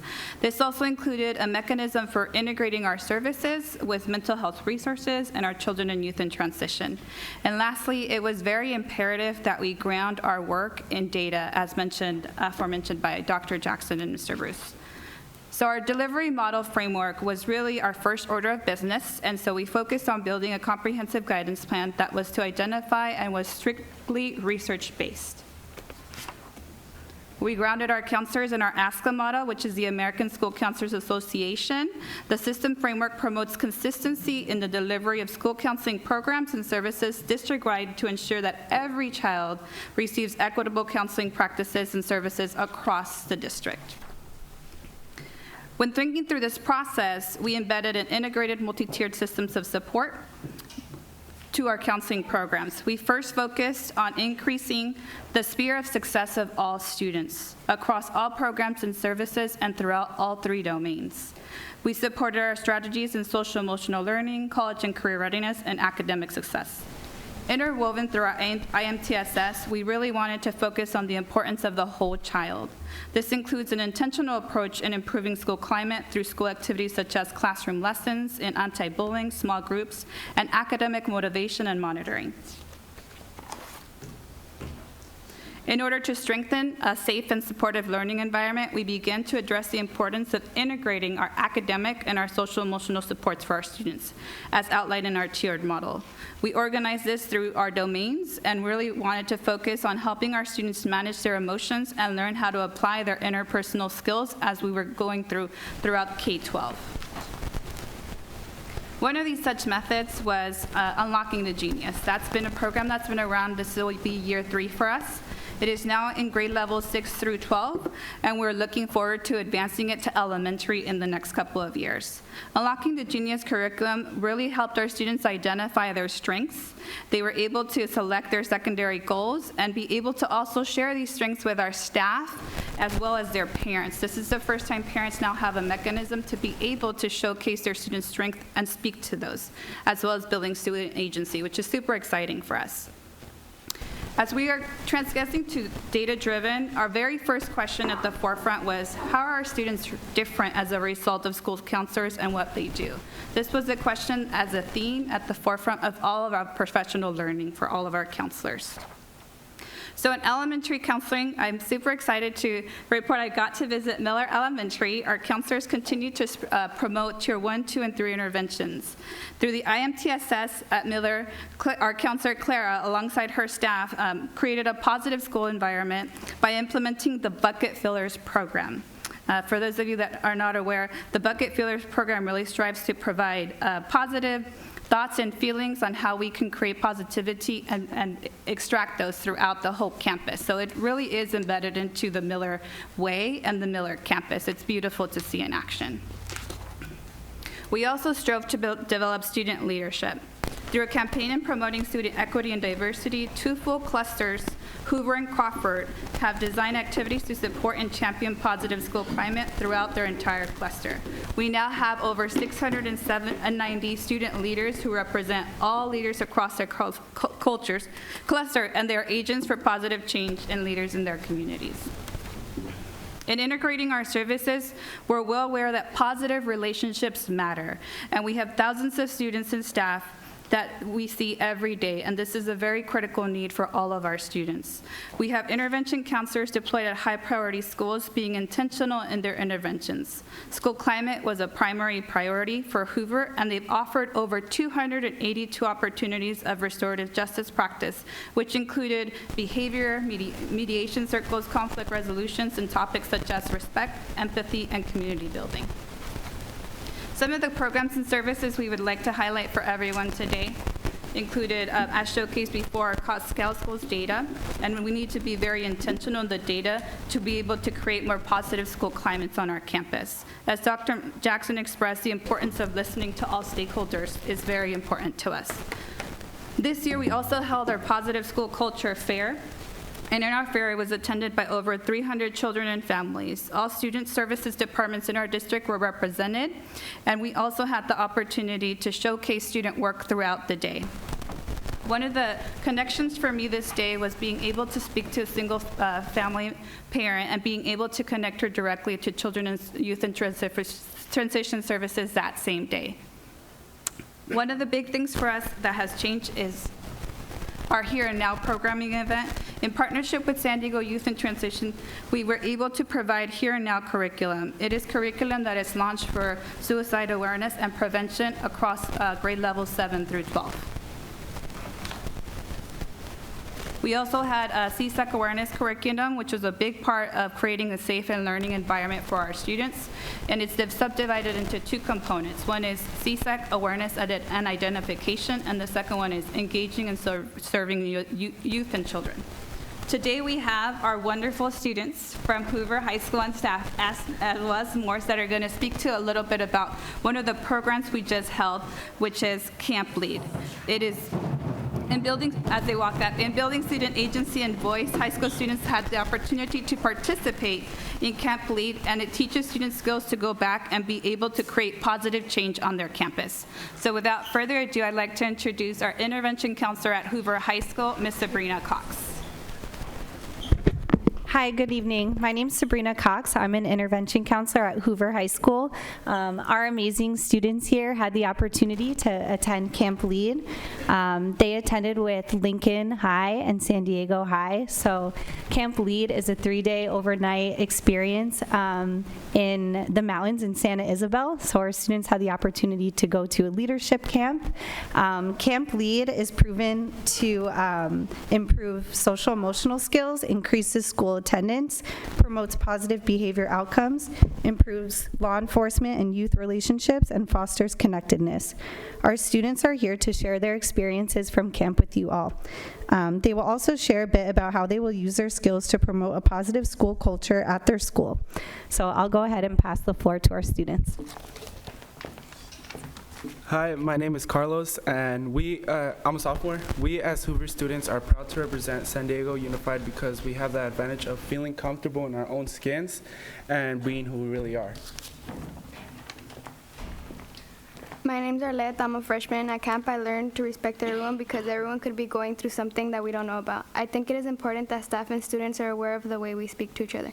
My hope for students at my school is to be more kind to others. Just by saying hi or complimenting someone can change their way. Hi, my name is Martha. And Hi, my name is Martha, and I'm a sophomore at Hoover. When I opened up at camp, people I didn't know listened to me, and they showed that they actually cared about me. And I met the people at camp, but these are the type of friends that I want at school. Like, I wish everybody was treated the way I was treated at camp. Hi, my name is Armani Hamlin. I'm a sophomore at Hoover High School. At camp, I learned how to be socially accepting to those who are unsure about themselves. There are students that society puts down for being different, and I learned how to give them a place in my heart because we're all equals. My experience at Camp Lead made my belief stronger about respecting others. Camp made me realize how I should treat all genders equally by not judging someone without knowing their full story. If we stop judging each other, people would take the time to start listening. Good afternoon. My name is Kellen, and I'm a sophomore at Hoover. At camp, I was inspired by another student who has a disability. Everyone at camp was accepting of him. I want to spread the same acceptance and love to all students at school, especially to those with disabilities, to not make them feel any less than others. Hi, my name is Amy, and I'm a freshman at Hoover High. And as student leaders, our goal is to make school more welcome, with everyone would have open arms. If school felt connected, I feel like students would feel confident and be themselves. Camp taught us to be more caring and open our eyes and realize that we're not alone. We hope that what camp did for us, our schools can also do it for all the students. Thank you. Hi, good evening. I'm Jaime Chavez. I'm one of the intervention counselors at Morse High School. I'm also an alumni of Kearney High School, and both of my sons attend schools in San Diego Unified. At Morse High School for the past 6 months, our camp lead students, some of them are in the picture that you are seeing now, have been meeting and participating in various programs with our intervention counselors to promote a positive school culture and climate.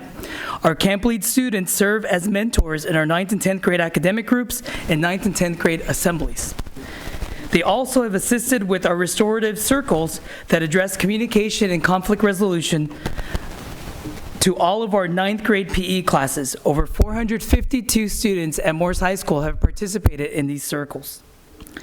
For the past 2 weeks, our camp lead students have been meeting with our principal, Dr. Larkin, to plan and organize a safe day of action tomorrow to address gun violence.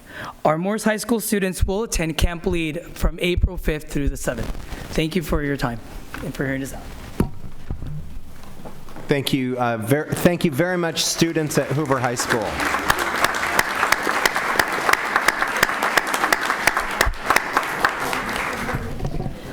Again, thank you for sharing such amazing experiences, Hoover and Morse teams. We look forward to the leadership and the student agency you've already created on your campuses, and we look forward to seeing more. Now I'll turn it back over to Dr. Villegas, who's going to walk us through some of our next steps. Aren't we all proud of our students? They're amazing. I'm so humbled by their experience. So some of the work that we're trying to lift to provide these mental health resources and counseling services for our students really are grounded by the needs of our students. Their self-agency. Today we met with Diego, and it's just so amazing to see the ideas and the services that our students envision for themselves and their campuses. So we have to be up to that part.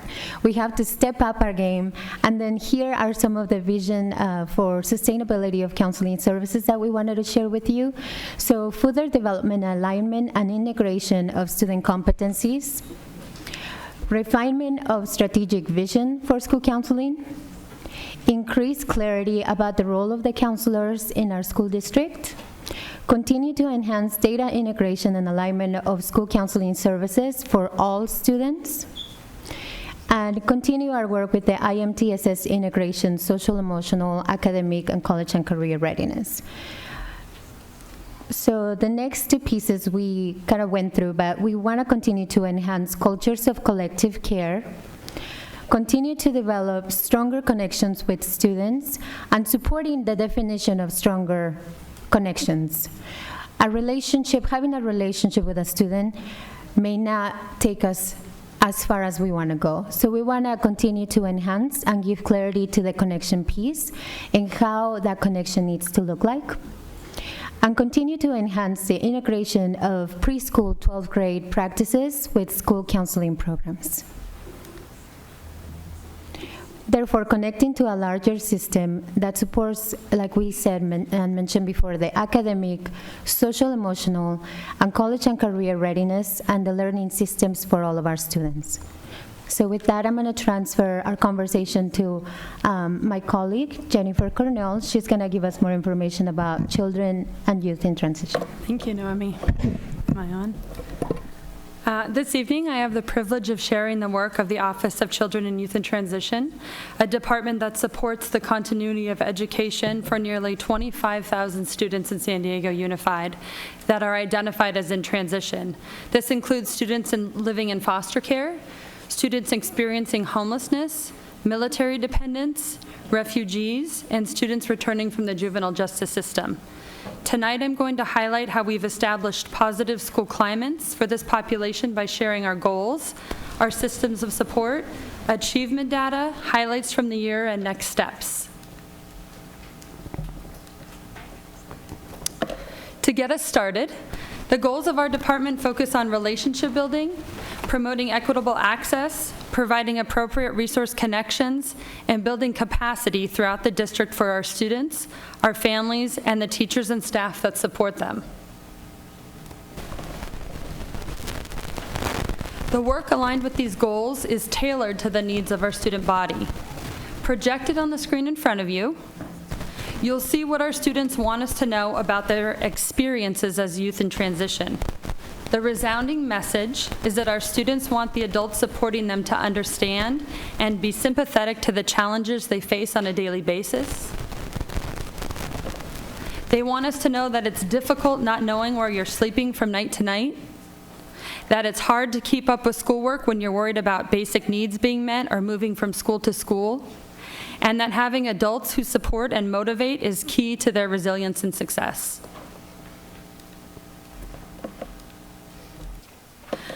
To address the needs our students have shared with us, we've created a 3-tiered model of supports.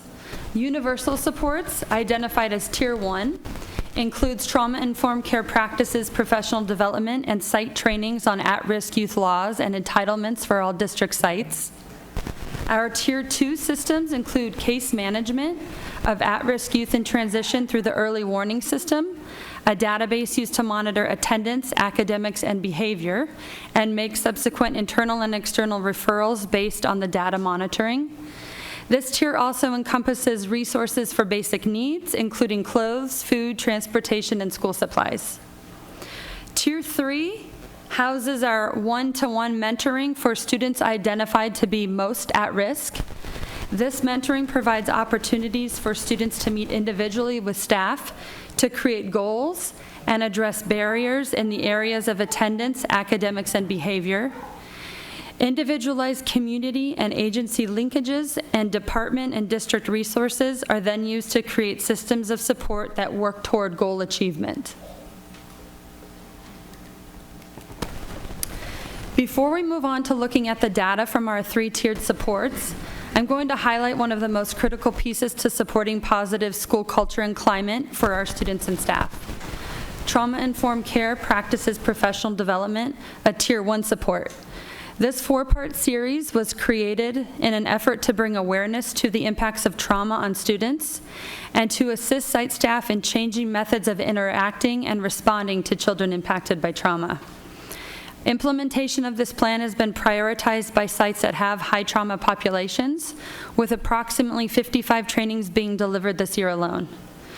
The response from school staff has been overwhelmingly positive, with sites sharing that they're now able to understand the effects of childhood trauma on the brain, identify the manifestation of trauma in the behaviors of students, use tools and strategies to help with self-regulation for learning, and recognize the value of self-care in the life of a professional.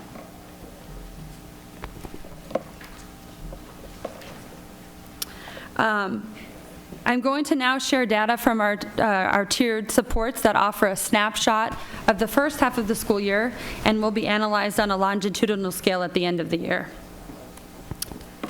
On the screen, you'll see the sites where our Tier 3 one-to-one mentoring is taking place and the percentage of students who have made improvements in the focus areas of the mentoring. One of the struggles continues to be improvements in attendance, which we mostly attribute to the transiency of the student population. And in response to this, we're working with district and community partners who support attendance to leverage resources and strengthen supports. Next, we have our Tier 2 data for transportation and basic needs supplies, largely based off of referrals made from our early warning system monitoring.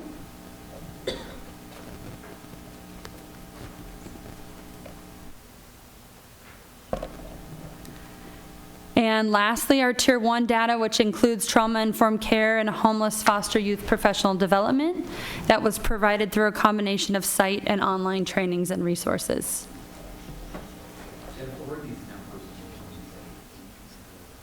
8 school sites.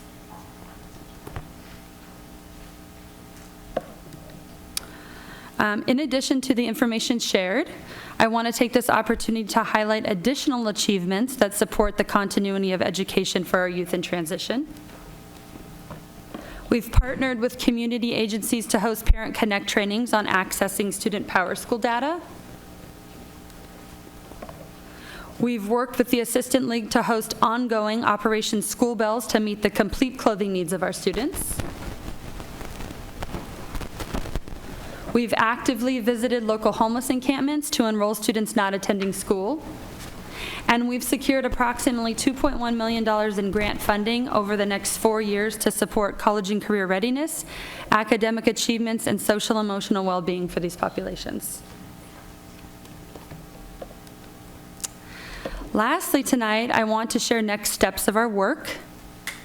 We'll continue with our one-to-one at-risk mentoring, but we'll shift our focus to supporting 11th and 12th grade progress towards graduation and post-secondary transition.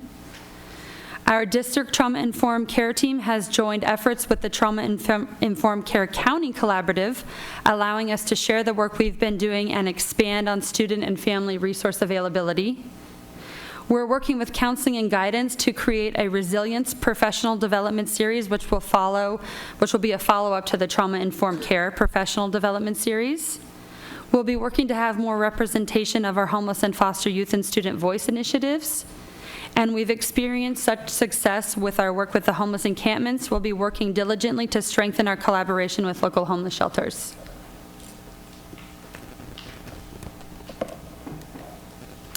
So we've just had the opportunity to share how the work of counseling and guidance in CYT is grounded in relationships.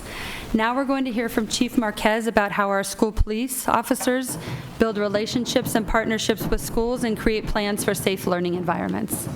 Chief Marquez.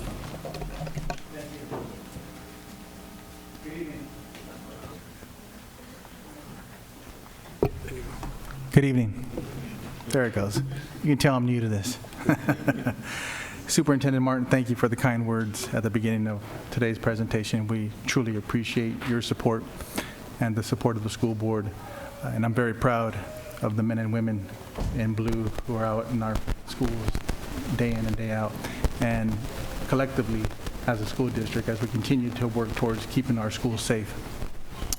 As was just presented by Area Superintendents Lamont Jackson and Bruce Bivens, our Counseling and Guidance Department, and the Office of Children and Youth in Transition, a key component of their work is relationships. And a key component of our work in schools is also relationships. And how do we foster those relationships with our students, our parents, and staff to enhance a positive and safe school climate?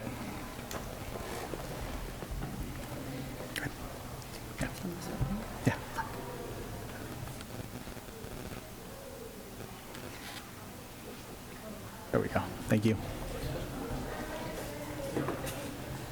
Keeping schools safe begins with building community. My staff focuses on fostering relationships with parents, students, and staff as a mechanism to share and receive information. Our Coffee with the Cops program is an example of this work. School police and our instructional partners at FACE have hosted several of these events throughout the district. In addition to discussing school safety, it's also an opportunity to talk about how school safety really starts in the homes. It starts at the dinner table. We encourage all parents to have age-appropriate conversations with their children about being aware of their immediate surroundings, reporting any concerning behavior. We encourage our parents to know who their child's friends are, monitor their social media, use homework time to look through their backpacks, and periodically check their room, keeping an eye on them at all times. Our Coffee with the Cops is also an opportunity to highlight the role of our department in our schools. The events have been well attended, very informative, and well received. Our True Blue Buddies is a year-long mentoring program. Over the last 2 years, our True Blue Buddies program has been at Walker Elementary School and Porter Elementary School. This year, we are at Dewey Elementary School, again, partnering with FACE. We collaborate with the site administration to identify 30 of our most needy students, some of them from the homeless population, and we partner each student with a school police officer for the year.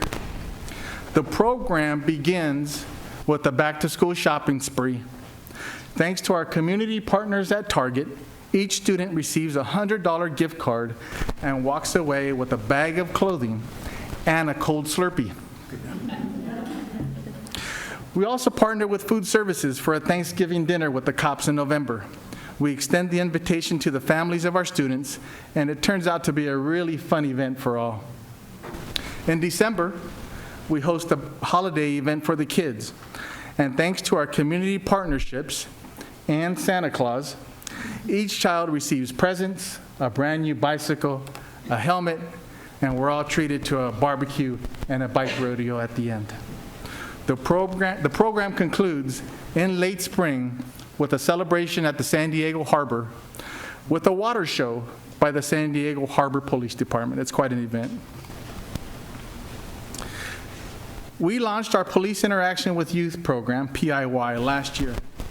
It's been very successful and very rewarding for my staff and participating students.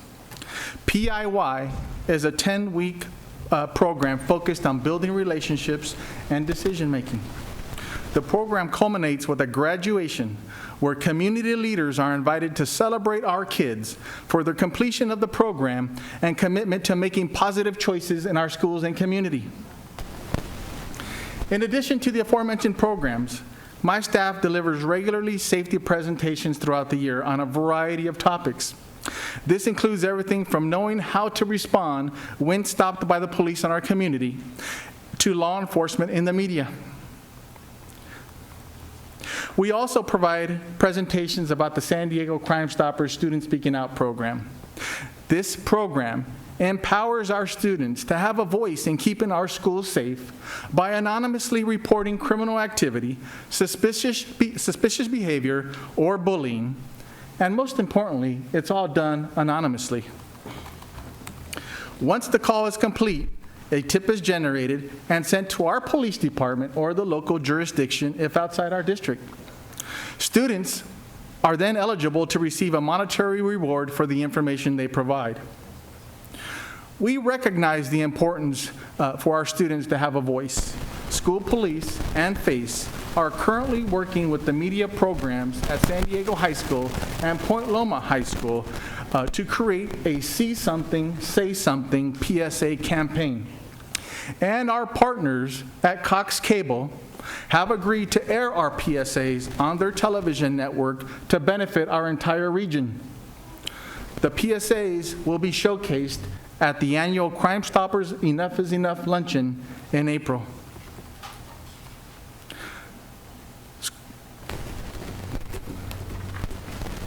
School Police deploys campus police officers throughout the district.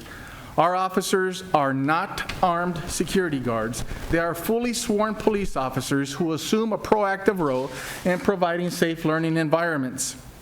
Our officers wear a variety of hats on campus, understanding the importance of teamwork. Our officers are certified by the California Commission on Peace Officers Standards and Training. What does this mean? We keep our schools safe by undergoing the same training, certifications, and response protocols of municipal police officers in the state of California.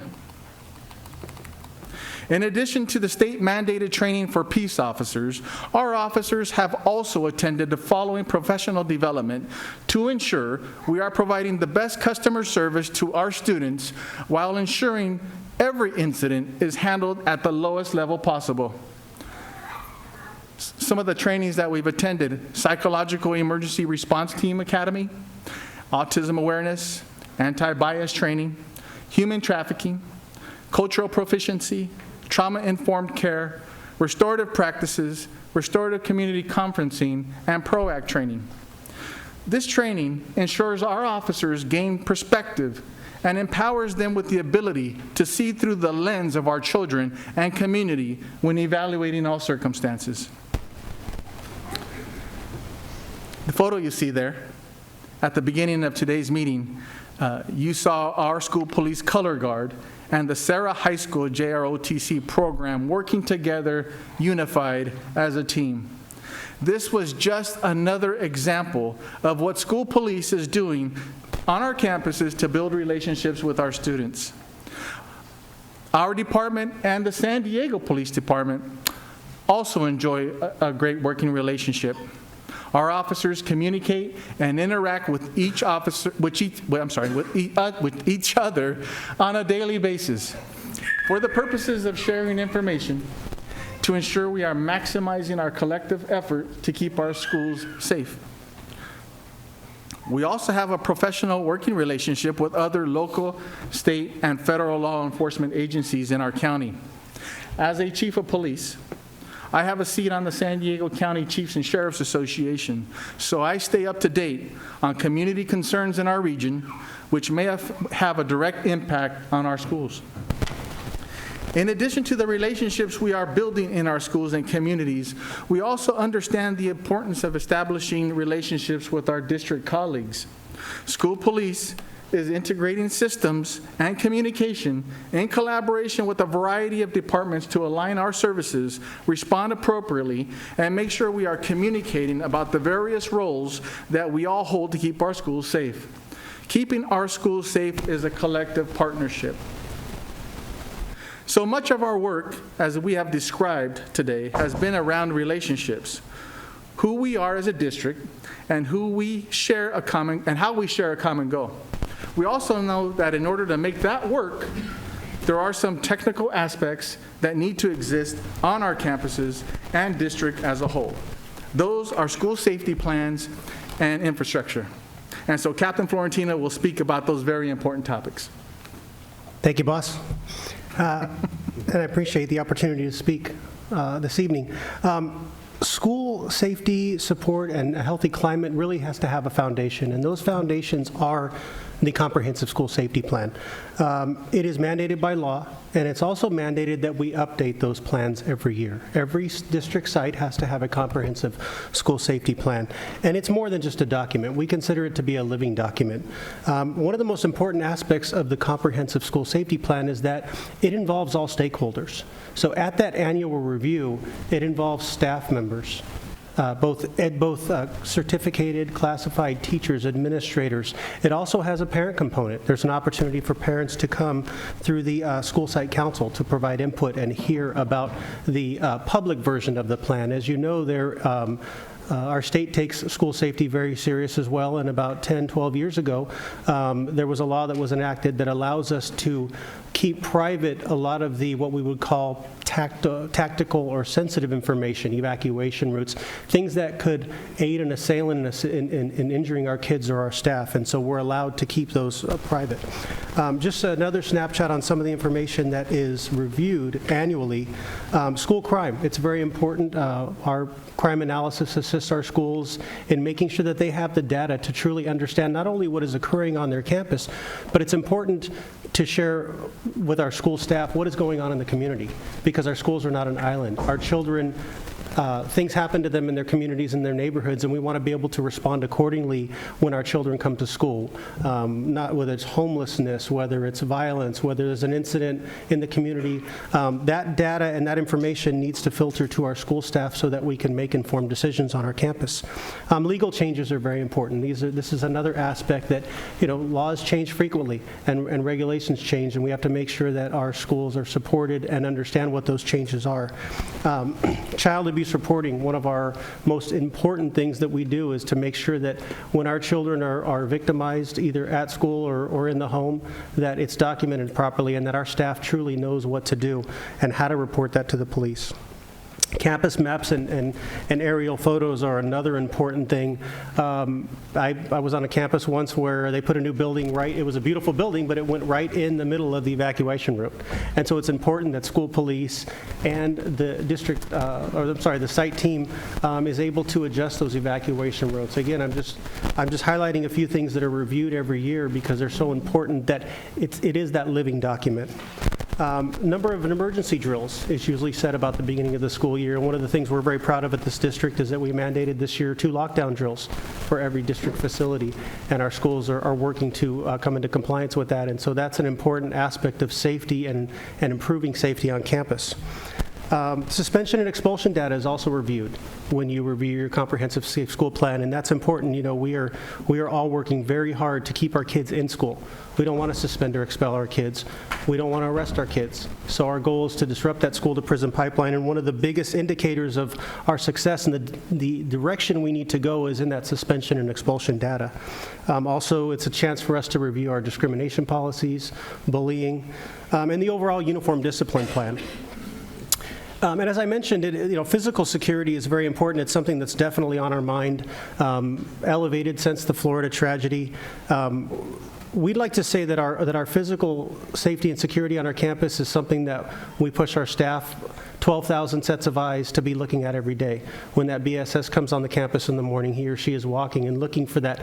Is there a hole in the fence? Is there a lock missing? Those types of things. So while we do review formally when we review our comprehensive school safety plan, we're always encouraging our staff members to be, again, 12,000 sets of eyes is a lot of professionals looking to protect our kids.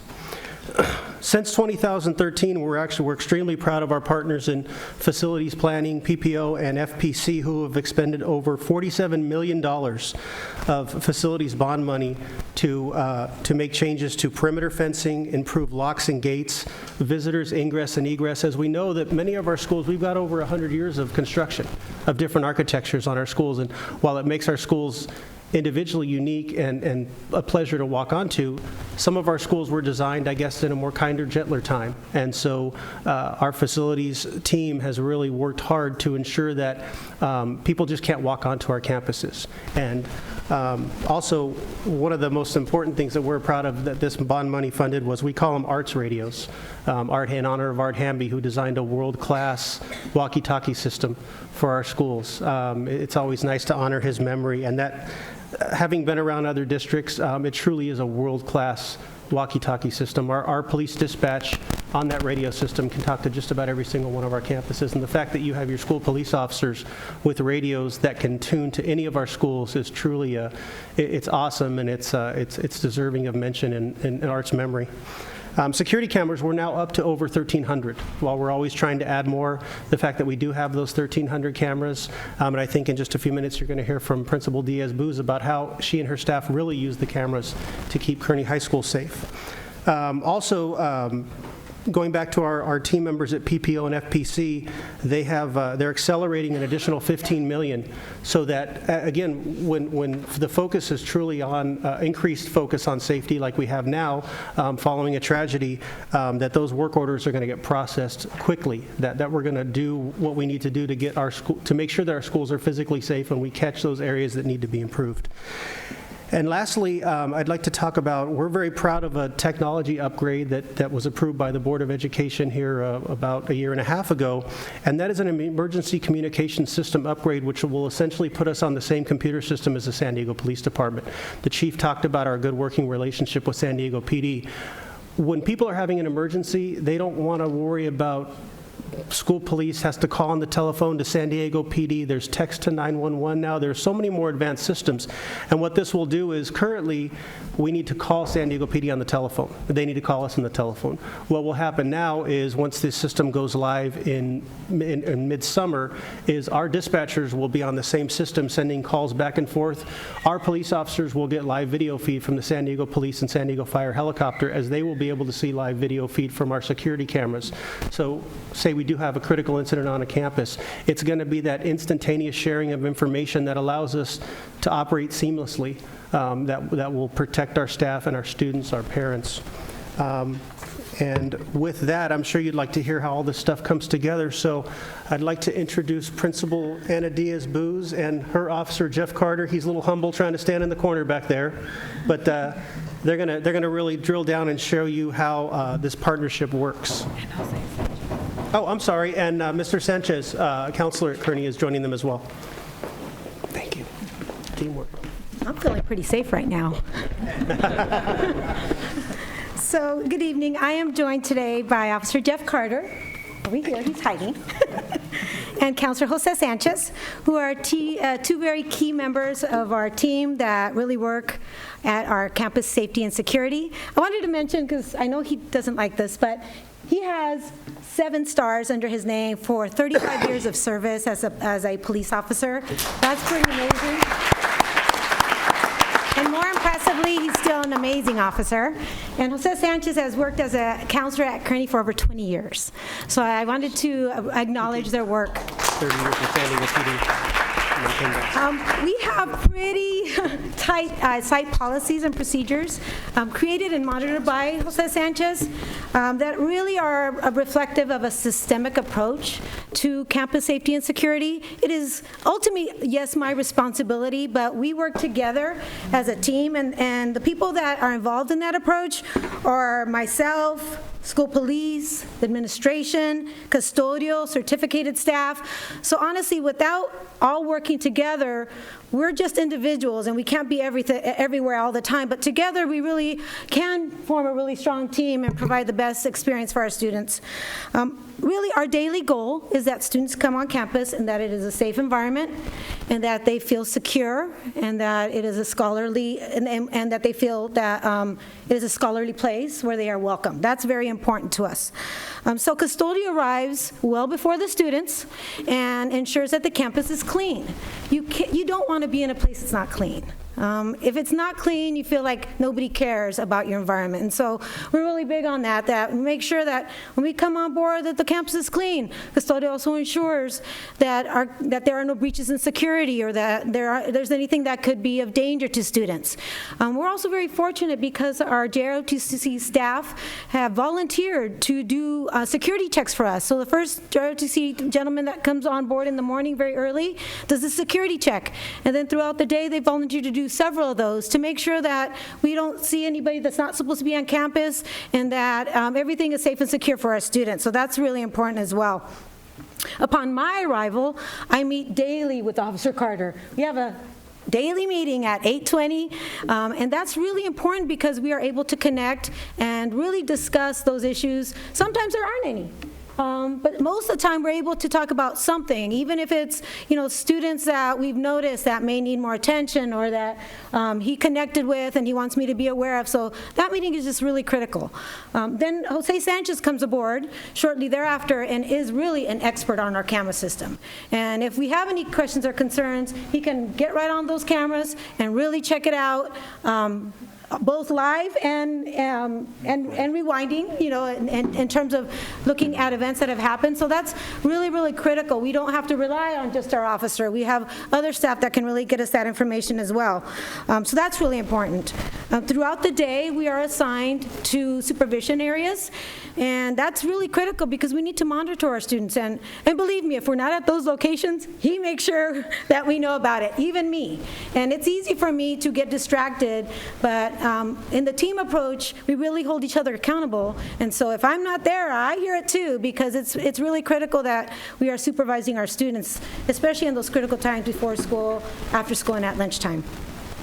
Our campus security assistants, as you'll see, have to maintain bathroom logs. They have to very, very routinely walk around, are constantly visible. They check bathrooms continuously throughout the day, and they have to maintain those logs. That way, if something happens, we know when it happened, or a small window when it happened, and then again, Sanchez can get on those cameras and find out what happened, when it happened, who it happened with. So it's really helpful for us to have these systems in place, and they're also a way to hold everybody accountable to being where they're supposed to be and being very visible. Officer Carter, I don't know how many steps you get in a day. It's certainly the 10,000 that you're supposed to get, because he walks the campus at least 4 times a day. It is very difficult to find him in his office. He's almost always out and about, and you need to reach him on his radio because he's interacting with students on PE, JROTC, he's walking through classrooms, he's making sure that the hallways are okay. Very rarely, and I'm sure he makes those 10,000 steps. So that's also another thing that we do. Our team approach really helps us to hold everybody accountable because this work isn't easy, and although we're not perfect, we're always reflecting and refining, and that's really what's important. So sometimes we find that we may need to modify something, and that's okay because as a team we're able to decide that. I'm very, very appreciative to work with such a good team, especially to work with these 2 gentlemen because they really literally have my back, and that's something that you need as a school principal, to have a team that's working with you and that has that same goal for students. Thank you so much.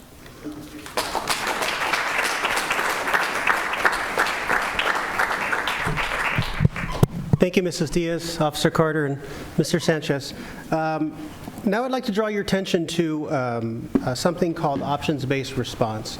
And a little bit of background about options-based response. currently our district, as do most other districts throughout the country, we're seeing a transition, but they utilize lockdown as a single option. And really this was born after the Columbine tragedy or a little bit before. And it really, it is a single option response. When there's a violent intruder or something occurring on campus where we need to really protect our children and secure our children and our staff, we lock down. Well, in the late 2000s, the Department of Homeland Security developed a program. It's actually a very good program for the workplace called Run, Hide, Fight. I've seen the videos. I've been to many of the trainings. Chief Marquez makes sure we go to all the trainings. And it is a great option for the workplace. The colleges and universities, there are several different programs. One of the more common here in our region is called ALICE. I forget what the acronym stands for, but it's basically a run, hide, fight, but specific to a college environment. Well, where does that leave us in a K-12 environment? If I'm a kindergarten teacher and I've got 25 little ones that I've got to protect, how do I lock down? But what are some enhanced options that I could do? And this really gained momentum after the 2012 Sandy Hook tragedy, where we had a teacher, truly a hero. She took, I believe it was her first grade class, and hid them in her classroom. There were some cabinets around the classroom. She took action upon her own to hide her children, protect her children. Tragically, she was not able to hide herself, and she was killed. But that really drew attention to the fact that our staff members need to have those options available to them. And so in 2014, the County Office of Ed, we were very honored to partner with them. They moved in that direction, put a work group together to have several school districts around the county, along with several police departments, get together. What would we teach our staff members if we move towards an options-based response? And without boring you with 2 years' worth of a working group details, in 2016, the County Office of Education, along with unanimously the Chiefs and Sheriffs Association, endorsed options-based response for a K-12 environment. And what does that mean? It means that we still would use lockdown as our main option. Lockdown would still be our primary option, but we would title, instead of run, hide, fight, it's a barricade, evade, and defend. So in a situation, the most classic example of this, the most clear example would be if you have an active shooter on a campus in the building, main part of the campus, and you've got a PE class. Our PE classes are 50, 60 students now. What our current policy says is the teacher's supposed to bring those students back towards the buildings where the threat is most obviously where the threat is, and then lock down. Well, what this would do is this would empower PE teachers to get those students off campus and then contact their administrator or contact the first emergency service worker. So there are many other examples. I'm just giving you the clearest one is we're empowering our teachers to take action to be able to protect their children and themselves. And so we have worked an agreement with the County Office of Education. They will provide, there's an 8-hour Train the Trainers course if the board so chooses to move in that direction. And the 8 hours Train the Trainer course, it doesn't have to be law enforcement. So for example, a staff member from every one of our over 200 sites could go to the Train the Trainers course. We would just need to copy the materials ourselves, and we could do that in-house. And then every one of our staff members would receive from their own in-house trainer at their primary site the 2 hours options-based response training, and that we would be able to implement these changes. So, and I'll turn it over to Mr. Jackson. Thank you very much, and thank you to our students and to the team. President Beiser, board trustees, our team under the direction of Superintendent Martin recommends that we adopt an options-based response. As you've heard, our core foundation is around relationships, teaching and learning, creating environments that are worthy of our students, and safety. And we believe that we have a strong base. Unfortunately, within the context, we recognize that we need to be able to respond if there is a threat in the current context. And so we push out a recommendation that includes, as Officer Florentino said, an options-based response with the train-to-trainer model, starting with principals and central office leaders to be able to support our schools. With that, our presentation is concluded, and we provide you the space for questions. President Beiser, staff recommendation. Okay, we are also a part of that motion. I would like to point out on slide slide 56, is accelerating $15 million in additional physical safety improvements for perimeter fencing, locks, gates, visitor access control, school office reconfiguration. So it's not just going to the options-based model in the motion, but it's also accelerating expenditures from our bond dollars to make our physical school sites stronger. I will second that. Okay, we have a motion and a second. Any discussion? Okay, we do have two speakers on the item, Francine Maxwell and Dana Ellis. You each have 2 minutes.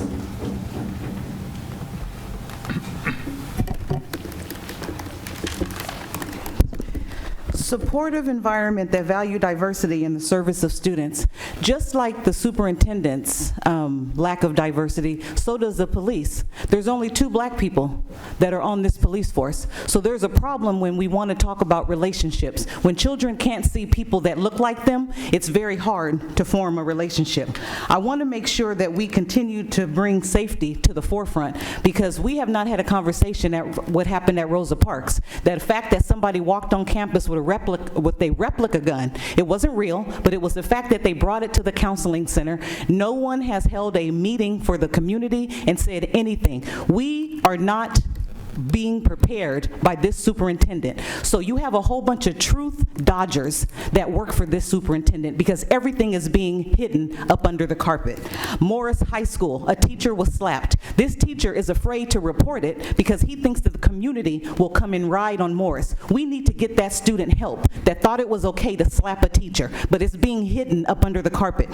So much is going on in this district that is not being told, or maybe it's being told in closed session, and the board trustees are also being truth dodgers, and you're not doing anything about it. Every day, there's a student being bullied. These girls happen to be African American. Their mother works for San Diego Unified. She took her child from SCPA and she put him in Otay Ranch. How can an employee take their child, even though their safety is the most important, but she's an employee? She doesn't even believe in San Diego Unified for the safety of her child. Our superintendent, Area Soup, chief of staff, was at Lincoln on Monday. I will be getting video. The girl had the wherewithal to put the phone on her shoulder and videotape the girls that are bullying her because she cannot walk to the bathroom. Your superintendent is on that campus. She is not engaging in the operations of Lincoln. Children are being harmed daily. I want you guys to really think about it tonight. I've brought you several instances where there's sexual harassment and things that are occurring. Safety is an issue with San Diego Unified. Dana Ellis. Good evening, Dana Ellis, President of San Diego Unified, San Diego Schools Police Officers Association. I agree with Chief Marquez. School police is doing everything it possibly can to make it safe for students of this district.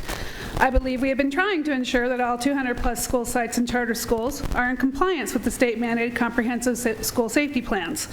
I believe that the presence of officers on campuses has led to better reporting of threats by our students and has shown students that police officers are an important part of the school community and the broader community at large. I believe students know they have a resource to go to when they are concerned about something. And I applaud you for accepting the options-based response plan as encouraged and endorsed by Chief Marquez and the County Office of Education.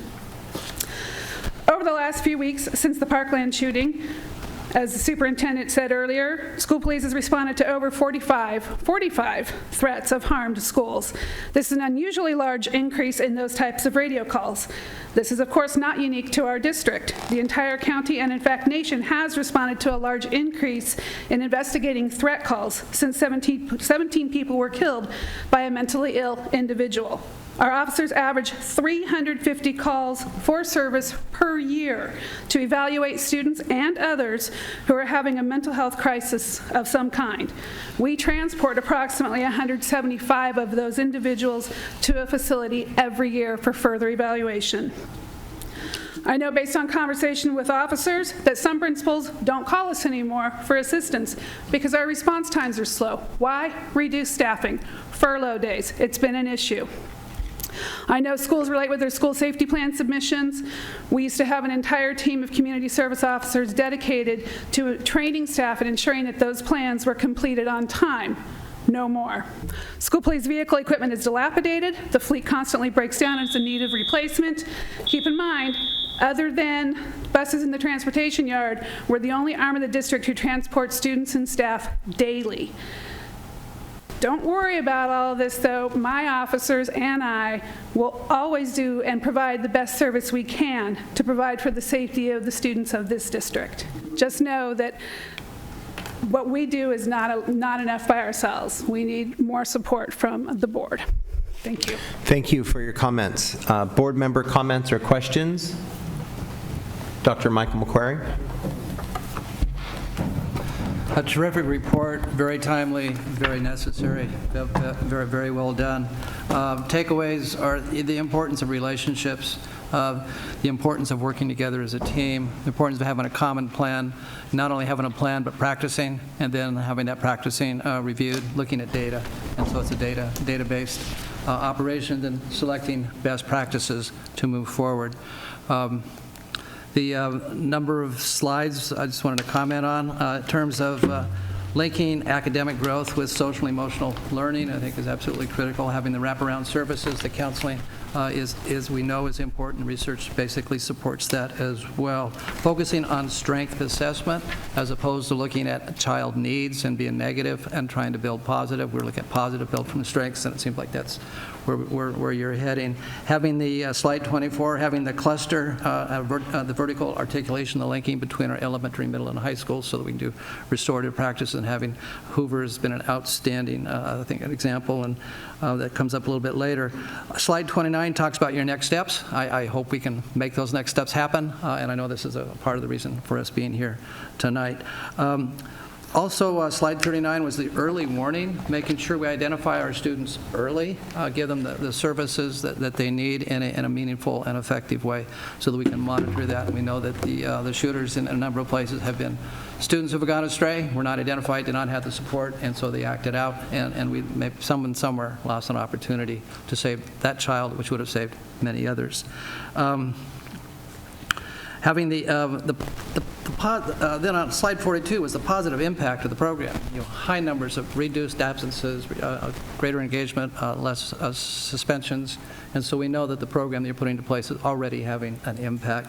And for me, focusing on increasing student attendance. I think we do have a relationship between enrollment and ADA, as we have like a 4.9 absentee rate, which costs us money. So there's a way in which not only we are working to improve attitudes about school and learning and safe places for children to learn, but we also improve attendance. Attendance improves children outcomes, and it also is a revenue increaser.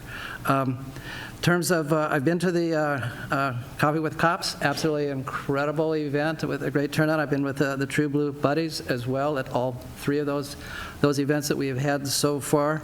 And another one that I participated in, I didn't hear mentioned, is our safety audits, where we go to the school and we walk the pathways, and then with parents and community members and with the city and school police, and take a look at what areas on the street need to be fixed, what can we do, and then we come back and do a reporting out of the various groups that walk different directions. I thought it was an excellent way to take a look at the community around the school, so not only is the school safe, but we're also looking at the community as well. So incredible amount of work. We've got our 25,000 students in transition, and the work that you're doing there is absolutely critical, and I commend you all. Thank you. Thank you, sir. Dr. Whiter-Spain. Thank you. I am a fan of the police department because I'm counting on you guys. I really am. I'm counting on you to help us to keep our children safe. The only question that came up in my mind as I listened to what was going on in Florida was the whole notion that we are staying current with being able to move to wherever we need to move as something arises, that we're not standing outside, but we're getting inside and doing whatever we need to do. And I told someone, yes, we're ready. So I hope I'm right about that when I tell them that we're ready for anything that comes up to the best of our ability. During the ride along, we talked about, I can't remember who it was I went with now. You guys probably know better than I do. who I went on the ride around with, but he shared, we had a conversation about the fact that we hopefully have plans in place that if something happens, we've rehearsed it enough that we know what to do. That it's not, oh, where's my plan, or what do I do, or whatever, but we know, like the school did up in Northern California when someone came on the campus, and the school secretary, so it's everybody's involved, put the call out, and everybody knew to get inside. And they were able to save all the children because of that, because there was no officer around. But if we've been practicing and we know we're alert, we're on our toes, so that everybody knows that if this goes off, that means move. Don't think about it. That means to move, even if you're on the playground, wherever. So he and I talked about the fact that it has to be automatic, like second nature. I had the unfortunate experience of growing up back during Sputnik time and all of that, and the issues with Russia. And I lived in Tidewater, where, you know, it was the largest naval base and whole military compound around. So in elementary schools, we knew that when we got the sound, we were under the desk and out of the way. It was just automatic, because we had to rehearse it all the time. That was for a nuclear bomb, but. That's right. Under the desk. Anyway, I just hope that our children are ready, and that we're thinking about it, not that we want anything to happen, but that we are prepared to the best of our abilities to deal with it. Glad school plans, and the fact that I assured the folks over at Bethune last year that we do annual school plans. We update them. You were there with me. We keep abreast of that. Parents need to know that we're trying our best to keep our children safe. And the comment that I wanted to make about the student perception and the fact that it goes down as they get older, I think they've had a little bit more experience, and now they're facing the reality, and perhaps some of the things that we could do to, I think they're being done by the others, but maybe we could beef them up to help students to understand where they can go, what they need to do in order to stay safe. Before school started, I talked earlier this year about going out to one of the churches and speaking to the congregation about schools, because they had a back-to-school day, the City of Hope, with Bishop Terrell Fletcher. And they wanted to know whether or not we have mental health services available if a child needs that. If an individual child is on campus and having issues, we have, and I assured them, and I hope you all are telling me right, I assured them that we have services on campus to help these children, and to direct them where they need to go and give them the support and services that we need, because that's a real issue in our society that for some reason some folks don't want to face. And I thank the principal and the staff from Kearney for sharing with us the whole visual picture of what goes on daily, that no one is giving them praise or credit, but they take their jobs seriously. They go on campus, they examine what's going on campus, step by step, methodically, to ensure to the best of their abilities that our children are safe. Because that's our commitment to the citizens here, to the parents, that if you allow us to educate your children, we will do our best to ensure their safety and that they're getting the care and service that they need. So I say thank you to all of you for that. Thank you. Any other board member comment? Trustee Barrera? Thank you, President Visor. So there's so much thoughtful, comprehensive work that I know you as a team put into this every day, and you're pulling together all of the, the counseling and the youth in transition, the school safety. Tell us though, if you're speaking to parents, describe how you can tell whether all of our framework is coming to life at a school? What do you look for? What do you see that tells you the environment at the school is getting better and going in the direction that we want it to go? Any one of you, I'd like to just have a sense from you about what are you looking for that you could explain to a parent or to a student or somebody in the community how we know whether this is working. I'll begin and say I think Chief Marquez mentioned this, and safety really starts at home with the family. And when we pay attention to our schools, what we recognize is our kids come to school and they are in an environment where they can learn and thrive, and we deliver them back to their home. So when you ask, how do we know?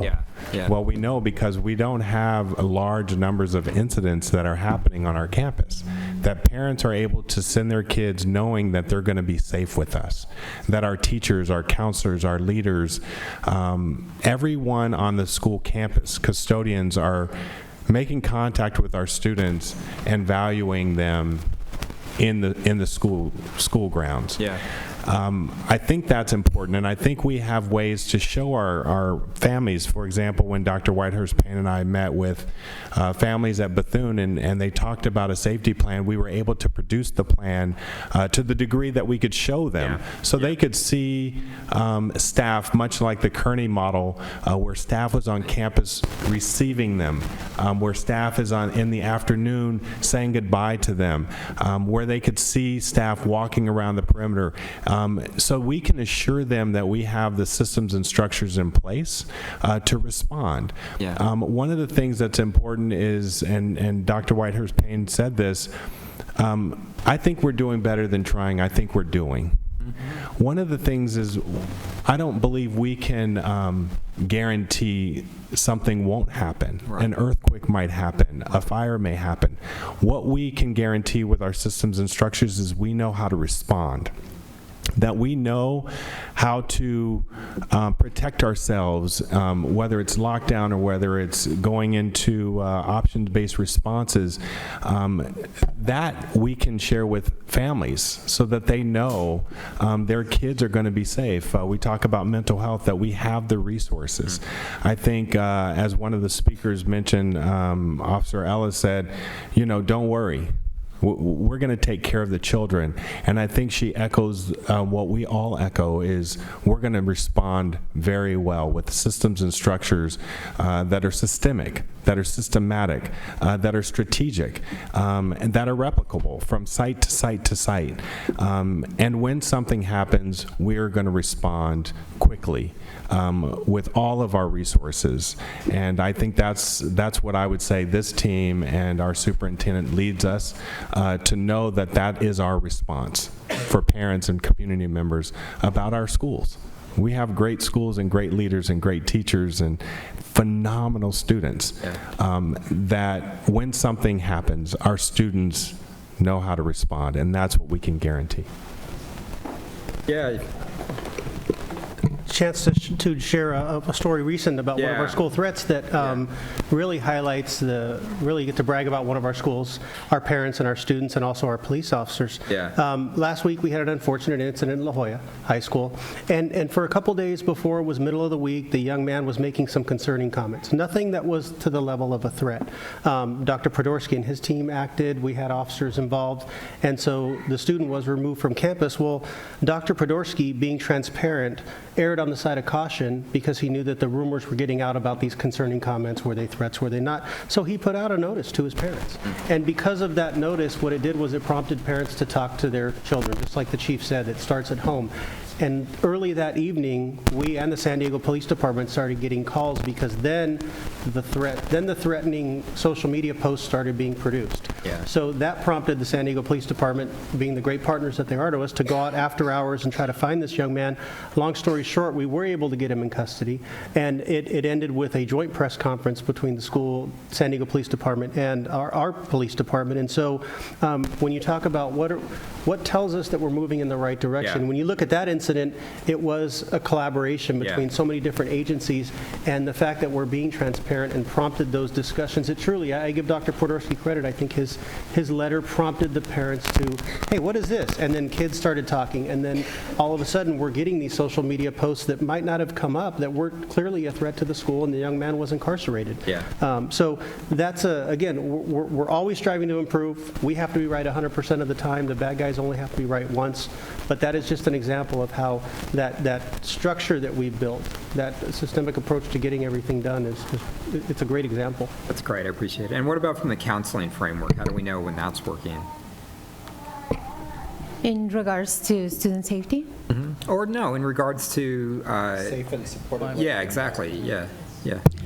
So we know that, for example, our counselors are the ones that create that space for students to be able to talk about the social process of education. Yeah. Right? So we've been talking a lot about education as a social process. So when students are not socially ready to engage, our counselors are opening their offices, and today we have a lot of those colleagues here present to show how they are opening their offices to try to find out and figure out what is the system that's not supporting the student. Where is the student needing some help? So we talked about those 3 domains, but we really are wanting to figure out systematically how to best support students' social emotional needs as they are facing a lot of life's challenges that come with growing. For example, our teenagers in high school, our middle school students, also our elementary kiddos, and developmentally our preschoolers. So our students have a variety and gamut of developmental needs that really need to resonate with the practices at that level. So when you tell me how do we know if what we're doing is being effective, I think we see it in the amount of suspensions and expulsions, the numbers that we have on increased attendance, some of the programs and services that we're trying to do through intervention counselors. We're looking and really tracking the early warning system to look at how is our data changing, and I think Franny mentioned what is our data telling us about the services that we're providing. And we do know that we have improvements in different areas, but what we also know is that there's a community of support that is fully invested in supporting our students. So for example, another thing that we are very mindful of is responding to the mental health of our students. So the mental health of our students is absolutely foundational to learning as well. So we're trying to connect with our community agencies. Today, for example, we had one of our partners come into the operations meeting for principals to kind of bridge some of the gaps, to try to talk and respond in a very conscientious way, and have resources and services available, but not only outsource the service, but also think about our practices.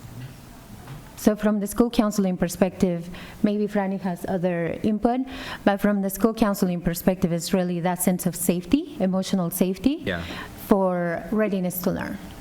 That's right. Additionally, I think from our standpoint, we're paying attention to, I know we talked about academics. We need to pay attention to our students reading at grade level at 3rd grade.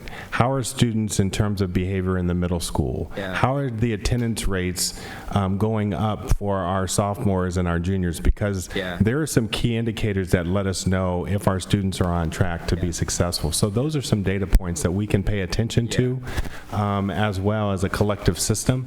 And those are things that we pay attention to that let us know. In addition, we mentioned the CHECK survey, and also getting the parents' feedback. Based on those data points, we can tell if we're making growth from a quantitative basis. Right. That's right. Thank you. Just on that counseling piece, I had a question I was going to ask, but Richard, I think, went right to it. And it sounds to me like the counseling function has changed over years. When I first came in the system, it seemed, well, you know, it was just fill out that schedule and that was it. But now we're beginning to look at the child and to address those needs. So that's encouraging. I mean, because we need somebody more than someone who's going to fill out their program schedule. The intervention piece, I think that's good, and I'm looking forward to That's absolutely exciting. I can't tell you how excited we are of for example, our governance team membership. So we have a program governance team with counseling and guidance. And there's so much energy coming to the counseling world where we're looking at how we can best support students with systems and tangible items that we can actually take back and actualize in the classroom with the teacher, with the administrator, in collaboration with our community. So it's pretty exciting work. And our school counselors, and really thinking about the identity of a school counselor and sustaining that work is gonna take a collective effort that doesn't live in counseling alone. It lives within our system and our fabric. So our superintendent has a clear vision for that, and we are in full support and excited about that process. Thank you. Any other board member comments? Dr. Evans? I think this is really good work in terms of talking about the counseling and working with kids that are high risk for lots of reasons in terms of their circumstances. But the reality is also that we have, I'm just trying to figure out on a daily basis at school, we have a very limited number of counselors in all our schools. We certainly, just like was talked about tonight, we certainly need a lot more counselors. So I just jotted down a few fictitious kids, and I was just wondering what would happen to them, or would they really be noticed in our current system? They're not big, red flags kind of kids. So the first kid is Michael. He's white. He gets C's in school, but he's depressed. His father is in prison, and his mother is alcoholic. Okay, another kid, I just went around the room, Lamont, is African American. He has two parents at home, very supportive. He gets good grades, no behavior problems, but doesn't participate in class due to an anxiety disorder.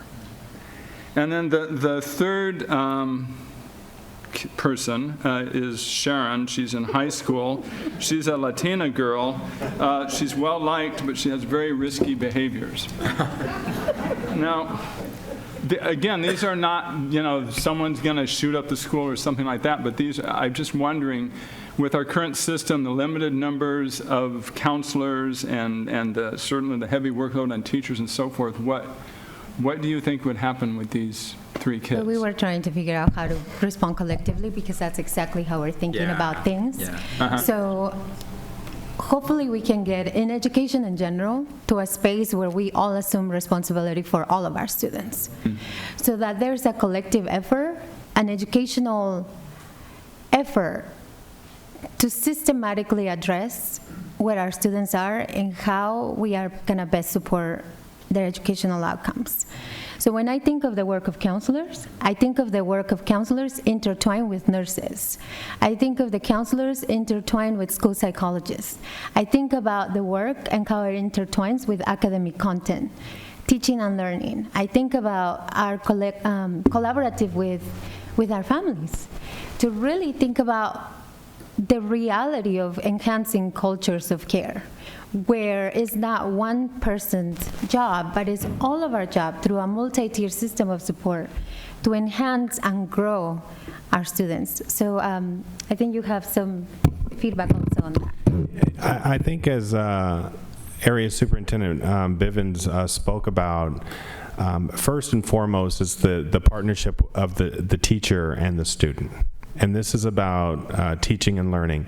Often the teacher is the first contact for this student, and they should know that student very well in terms of how they're coming into the class, their disposition, how they're taking up learning.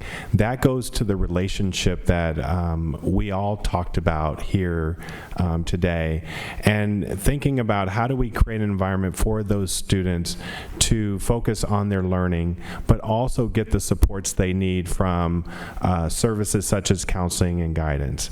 And so I think thinking about our system, that's how we would address that. And I think we get these examples. Unfortunately, we have to go deeper into what's really happening. And I think the first person is the teacher.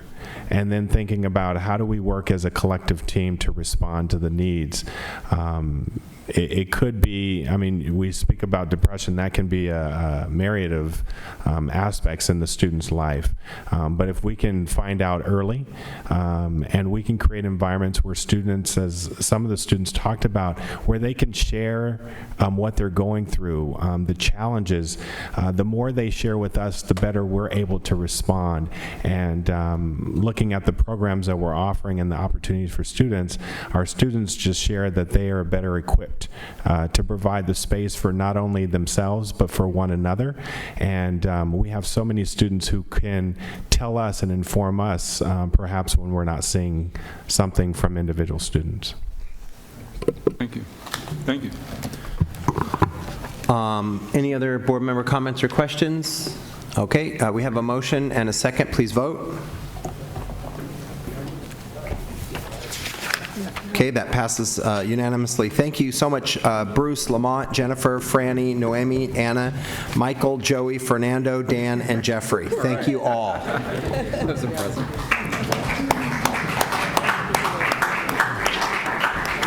Do you have a motion on item G, 1 through 4? So moved. Second. We have a motion and a second. Please vote. That passes unanimously. Do I have a motion on item I-1, the guiding principles, financial planning for student success? I'd like to make a motion on this agenda item with one slight amendment.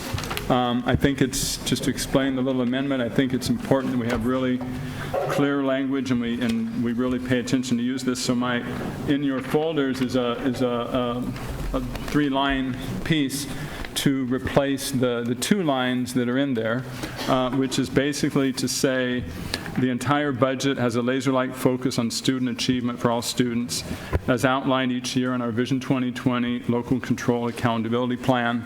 And I think the purpose of this is to, if we look at these 5 principles, number 1 is to focus on student achievement, number 2 is the financial health, number 3 is combining the financial health with the academics, number 4 is the public transparency, and number 5 is our advocacy for funds.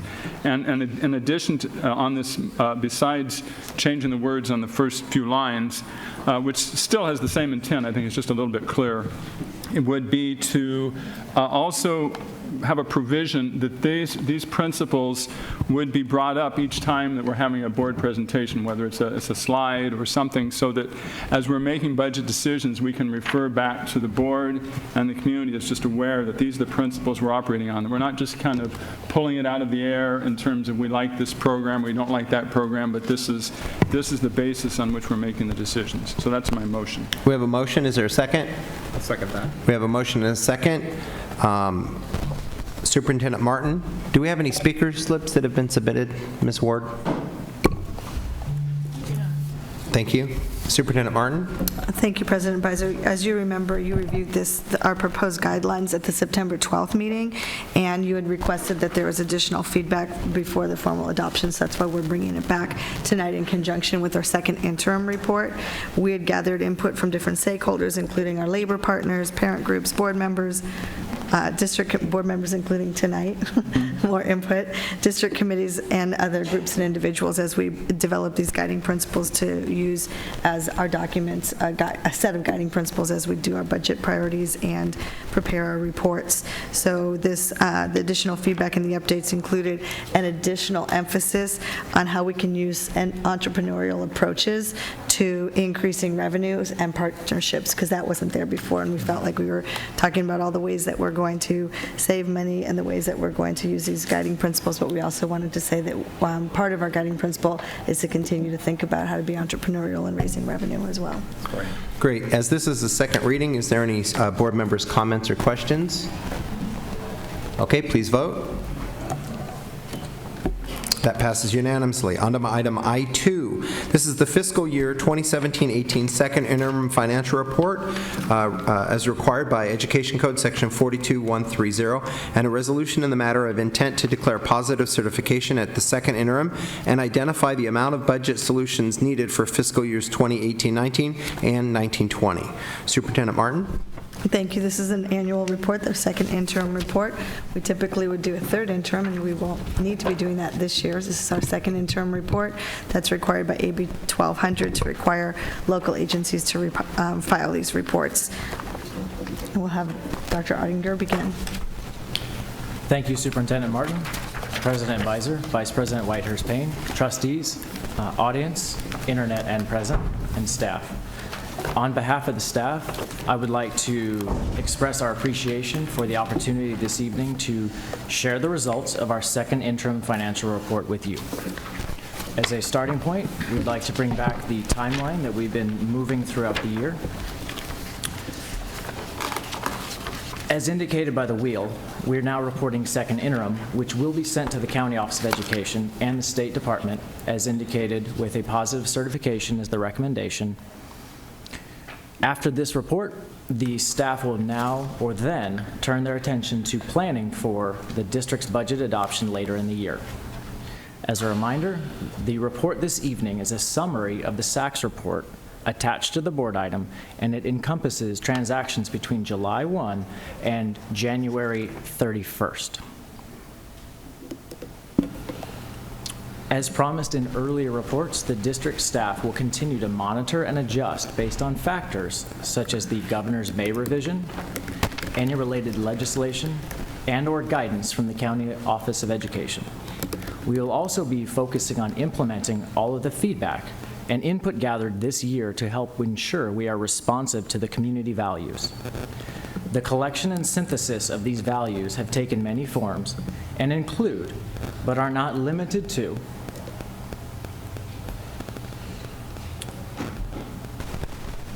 at the direction of the superintendent and the Board of Education regarding the multiple opportunities to share their values, hopes, and aspirations for our schools. And as we continue to work together with our two-way dialogue, we're listening and we're responding to all of the budget curiosities, hopes, and goals and dreams for each of our students. And so with that, we're now going to turn to our financials. These are some of the calculated revenue and expenditure assumptions that are built into this budget forecast. Again, back to the timeline, we are forecasting for 18-19 with significant guidance still to be received from the state. We've highlighted the potential one-time funds just as a reminder at the bottom that they are still uncertain. It's less whether it's certain if the funds will be there. It's more uncertain in what way, shape, or form they will be present, whether those are sticking with the governor's one time in January or if they're actually shifting in some way to ongoing. And we'll continue to monitor based on that and additional feedback. With that, we'd like to turn to some of the major budget factors that impact our forecast. Starting with the enrollment and the ADA, considering enrollment is the district's primary source of funding, and we have declining enrollment, that is an assumption that was factored into the budget. Along with declining enrollment, we'd like to reiterate some of the most notable expenses we are accounting for year over year as we balance the budget each year. These do include increasing utility costs, whether it's electricity, water, and other utilities. The step-in column raises for employees that are eligible and are still stepping within the pay grade. The increased cost to special education, the increased cost to healthcare premiums, along with the state-mandated pension costs. We like to remind everyone that over the next several years, these expenses alone, these five, will average approximately $41 million in increased expenditures. So from a household perspective, our bills as a household are going up by $41 million a year on average, which at this point, unfortunately, does not or outpaces the revenues from the state. We want to spend just a moment to focus in on the pension piece, and this has been updated since first interim, as the overall pension costs are increasing at this steady rate through 2021. And we've also heard from the community that they would like this updated, so we have. These are impacting us locally, as we are statutorily required to fund these pensions at a higher rate, and they are year-over-year expenses. Despite these ongoing challenges, the district continues to stay focused on the priorities of each and every child. Here, we've outlined, along with the LCAP, along with the Vision 2020, this is exactly what we're prioritizing. As we've said again and again, we do have financial commitments to ensure we are balancing the budget. However, we continue to focus on what our priorities are for each student. And so with that, this is a brief listing of the priorities that we've outlined based on feedback and year-over-year planning as well. Which leads us to our multi-year projection here. On this multi-year projection, we're highlighting two areas. The yellow box indicates the projected shortfall for 18-19.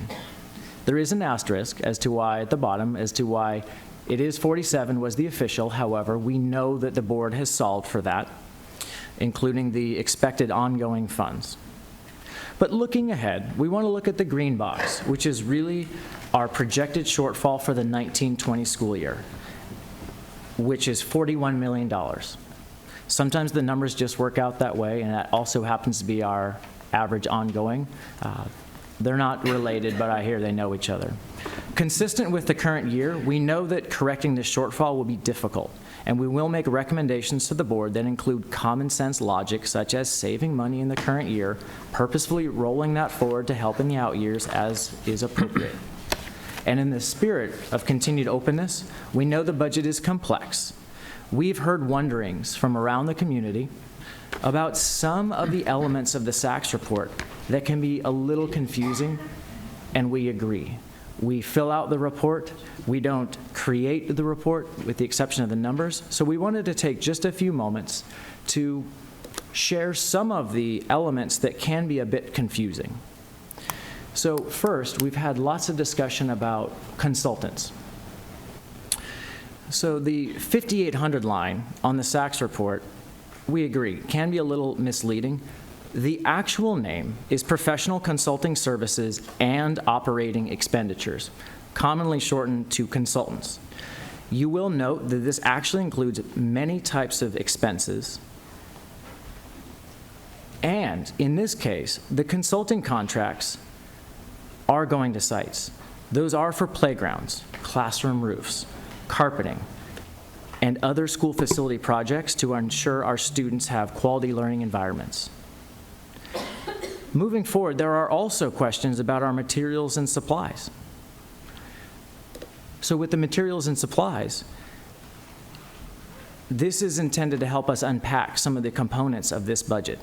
You'll note that materials and supplies is much broader than any individual classroom. And when I was a teacher, I thought about materials and supplies, and I thought about the supplies I needed for my class. From the district perspective, you'll see that this actually includes a significant number of costs that are ensuring that the entire district has the materials and supplies needed to ensure operations for the district, which do include materials and supplies in and out of the classroom. So with these expenses and budget explainers in mind, we'd like to move into the projected budget solutions. As a fiscally wise organization, we forecast ahead and make adjustments now to help mitigate future challenges. You'll recall, in the upper section, we've reviewed 18-19 solutions twice publicly in February with my colleague, Acacia Thede. So tonight, we're going to prioritize the time on 19-20. We plan to continue the ongoing spending freezes along with additional program adjustments that will need to be made prior to 19-20. As usual, we'll bring the Board of Education more detail and specifics as these dates draw closer. Here, on the heels of $124 million, on the heels of $47 million, the prospect of $41 million in reductions will be simply very difficult to simply maintain status quo. To provide a little perspective, and as a disclaimer, the following notions are simply intended to share perspectives on what some of these dollar figures could mean to our system on the heels of these reductions. For example, Our budget survey listed centralized services, which nobody thought were a great idea. It included VAPA, police, libraries, items that we've been able to maintain this year due to prioritization. All of those services together would include $53 million. Additionally, another way to look at it, now again, that is not a recommendation, that is simply for perspective. Another recommendation, there's been lots of wonderings about cutting more central office departments or executives.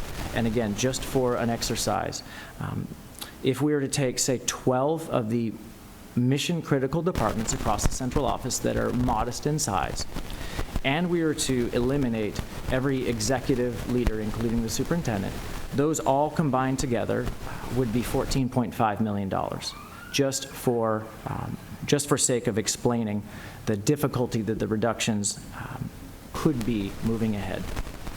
So again, these aren't reasonable, these aren't necessarily possible because many of these funds are mandated due to restricted funds, but it's just an exercise in terms of as we work together to ensure we continue to close any budget shortfall year over year. This now leads to items that we will be watching, and we've mentioned this, the governors and the input from Sacramento.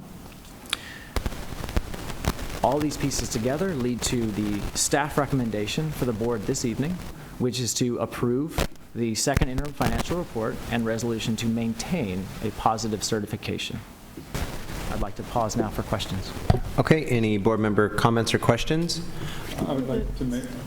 We do have one speaker, citizen. I'll make a motion. Oh, we have a motion. Is there a second? We have a motion in a couple seconds. Citizen, you have 2 minutes. So San Diego Unified does not have a balanced budget if it does not restore the salaries of the classified workers who suffered cuts in salaries. Next year, over half the workers of this district still are worse off than even in the worst economic downturn that began in 2009. Since the superintendent was appointed in 2013, the budget has increased, ballooned with Prop 13, and still, classified workers' pay was slashed with mandatory furlough days this year and next year. The board proclaims it will have a balanced budget. Despite money pouring into the district more and more each year, the board's poor leadership means that once again, next year, classified workers bear the brunt of the sacrifice. That's not a balanced budget. It's smoke and mirrors. Do not approve a budget that penalizes one group of employees, the classified workers, yet another year. Okay, that concludes public testimony. Were there any other speaker slips submitted, Ms. Ward? No. Okay, any other board member comments or questions? Dr. Evans? Thank you, President Beiser. Okay, I have just a few comments about this second interim report. I think it's important as a board that we really look at this as a 2-year stabilization of the district. We don't want to be in the position of approving something this year that would increase the problem for the following year. And so, Mr. Ottinger, my understanding is that the projected shortfall for 1920 is approximately the same in the second interim report that it was in the first interim report. Is that correct? Correct. Okay. Correct. It was $2 million less. So at the second interim, it was a little over $43 million, and now we're at $41 million. So the first interim, it was 43, and now it's 41. Correct. Okay. And this is important because in improving the budget, I really wanted to make sure that we were not doing something that was going to make the situation worse for the following year. I've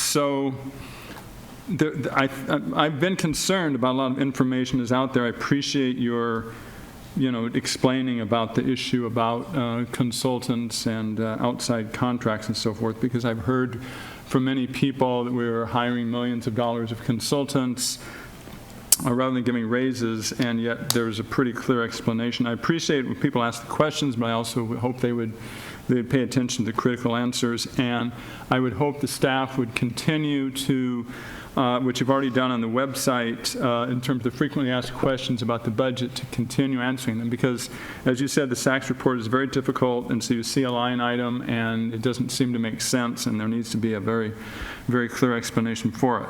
So in terms of for the superintendent, I just want to sort of publicly clarify it. Is there anything in this budget that increases class size? I didn't hear your answer. Okay. On the witness stand here? Can you articulate? I just want to make clear about that, No. because I also received a lot of messages from people about, increasing class size. I also heard messages about increasing special ed caseloads. No. And that's not the case. And The state's level is what? and the what? The state level is what? The state level of. SPED. Oh, the State special level education. caseloads and Right, special ed, special yeah. education, right. It's 28. Right. Okay. So, and I think one thing that's important here too, that we've talked about is, in many years, there's been a concern how we end up with a balance at the end of the year. And yet, it's usually within about 1% or less of the total budget. And we obviously can't go 1% below because we're required by law to balance the budget. But I think what people need to realize, and we need to keep in mind, is that every time we've had an ending balance, it has been used towards any shortfall for the following year. It's not just sort of stored away upstairs somewhere and not spent. And so obviously we don't know what the ending balance will be in June, but that ending balance will help us for the 1920 year, because there's sort of a 1-year delay in that. And I think also one of the reasons that it's really important to me that we look at the whole 2-year process is we don't want to promise something and then have to backtrack. And I've certainly, been in that situation myself on this board. I think the most recent situation was we did approve a 4% pay increase a little while ago, which was absolutely needed. But then to balance our budget the following year, we had to reduce the workload for I believe all of the classified staff and as well as principals, which resulted in losing over 5% of their salary. So they basically came out lower than when we, first announced the pay increase. So that's why I think we have to be really careful as we work between now and June on finalizing the budget, that we constantly look at what is the effect on the following year. It's going to be difficult, but I'm confident that we'll find a way to do it, especially since we're not making it worse this year from the previous year. So those are my comments. Thank you. Any other board member comments or questions? Dr. McQuarrie? Yeah, a few items. I want to deal with a couple of issues on your PowerPoints, and it goes back to what Trustee John Lee Evans mentioned about classified, and I'm wondering on slide 2, you talked about the final notices for certificated employees. I'm wondering, what is the process for notices for classified?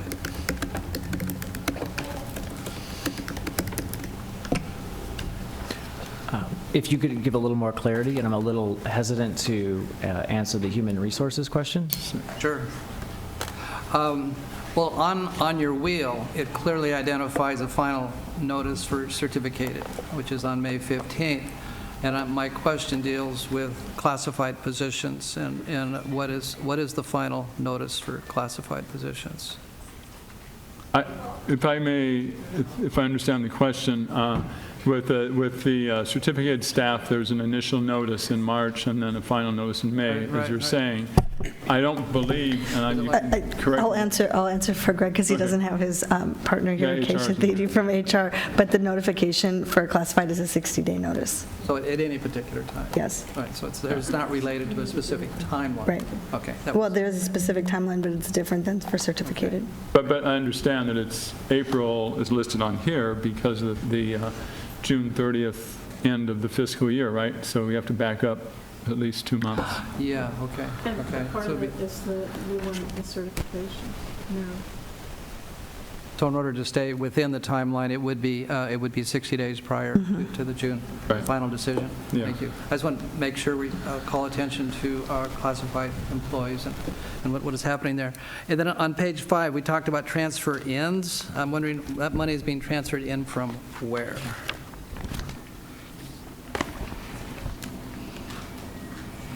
It's the $20 million, 17, 18, 28, and Of course, let me go to that slide.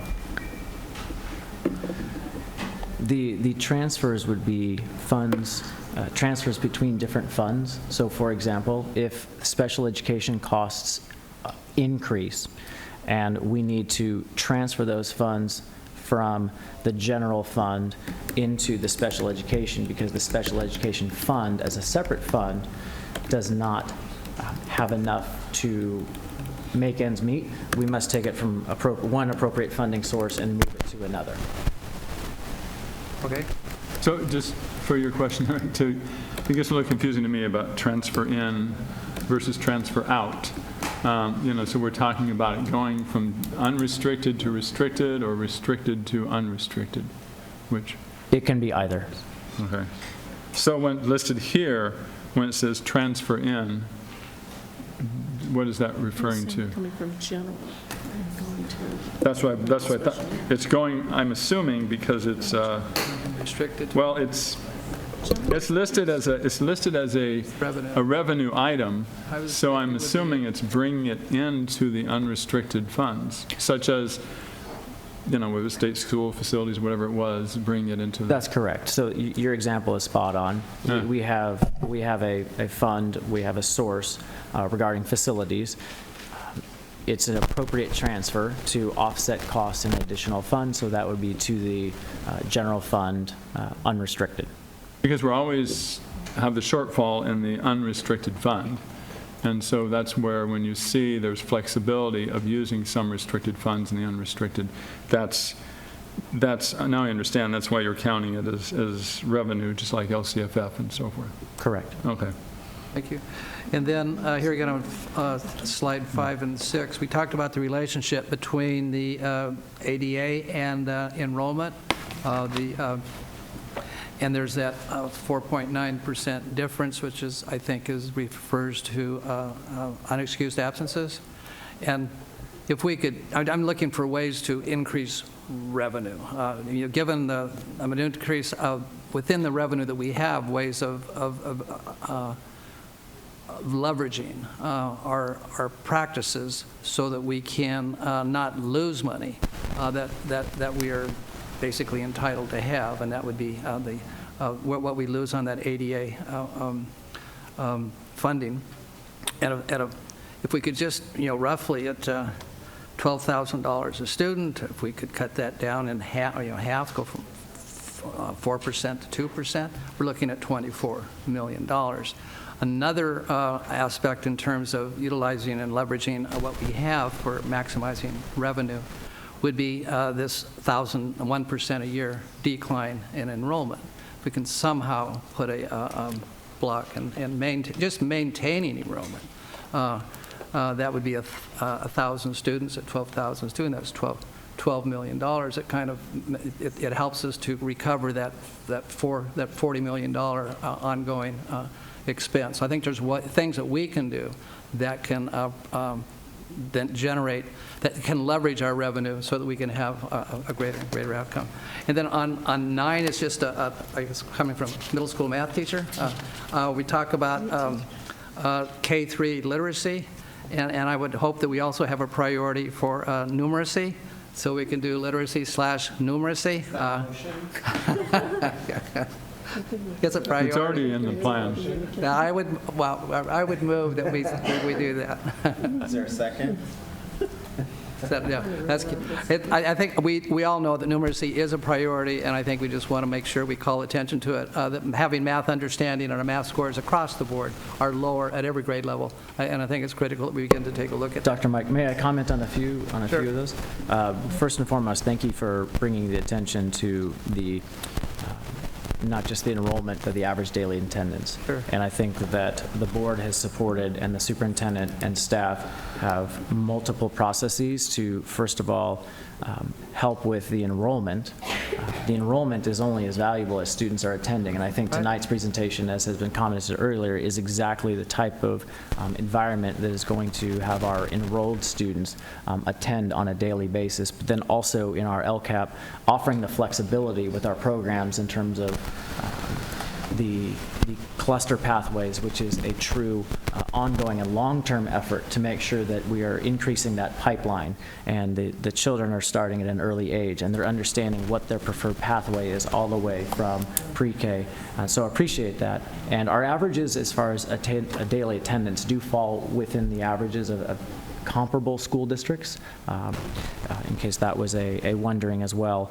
And certainly, I'd like to call out the great work of the student-centered coaching cycles, who have equal or need-based cycles, both in literacy, but then also with mathematics.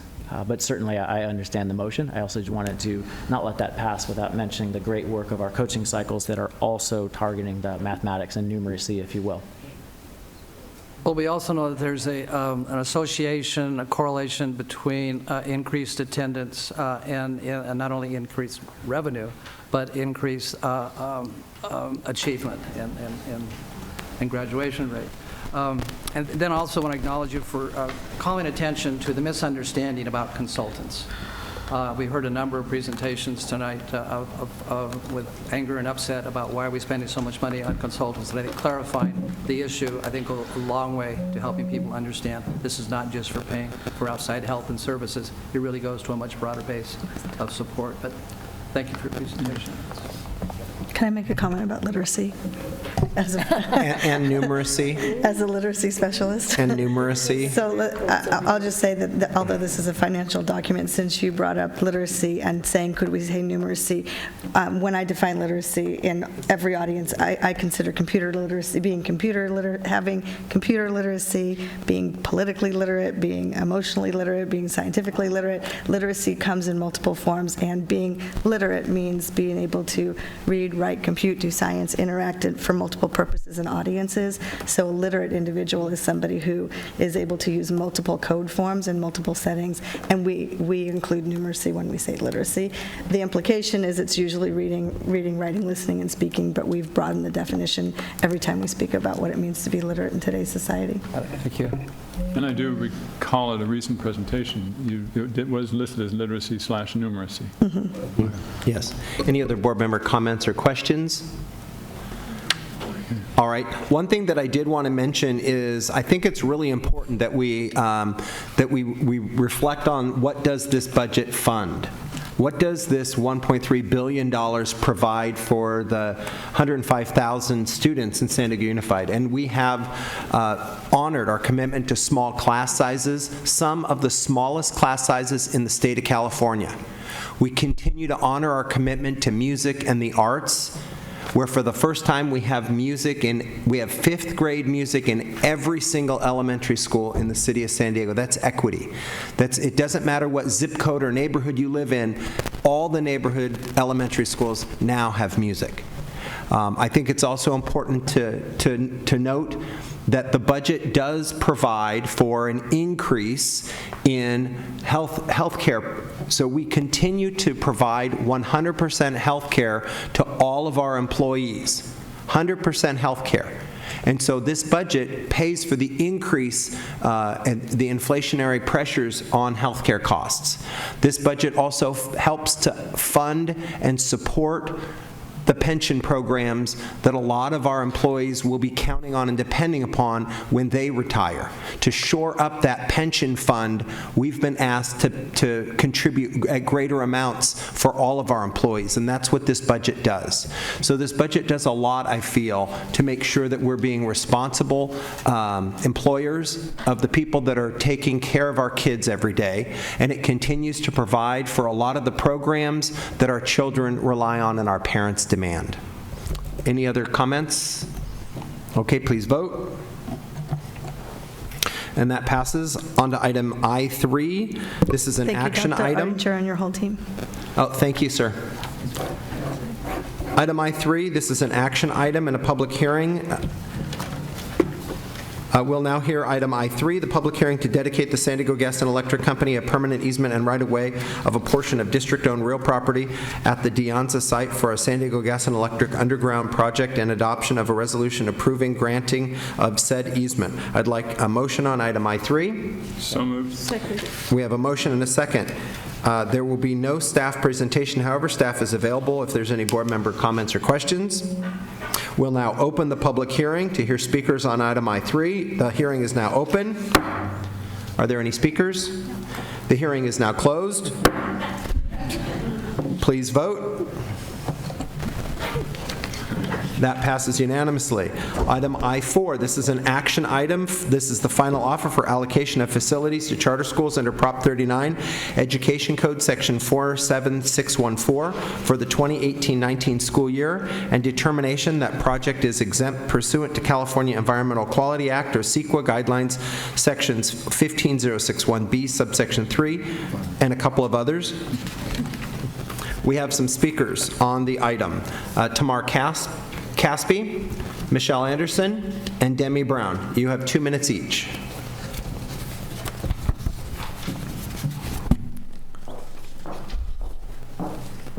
Good evening, Superintendent Martin, President Beiser, and the board. Thank you for your time tonight. My name is Tamar Caspi. I'm a founder and board member of Kavod Charter. And first, Mr. Barrera, on behalf of the entire Kavod community, I want to extend our sincere condolences. Thank you. Next, I want to say thank you, thank you, thank you, thank you.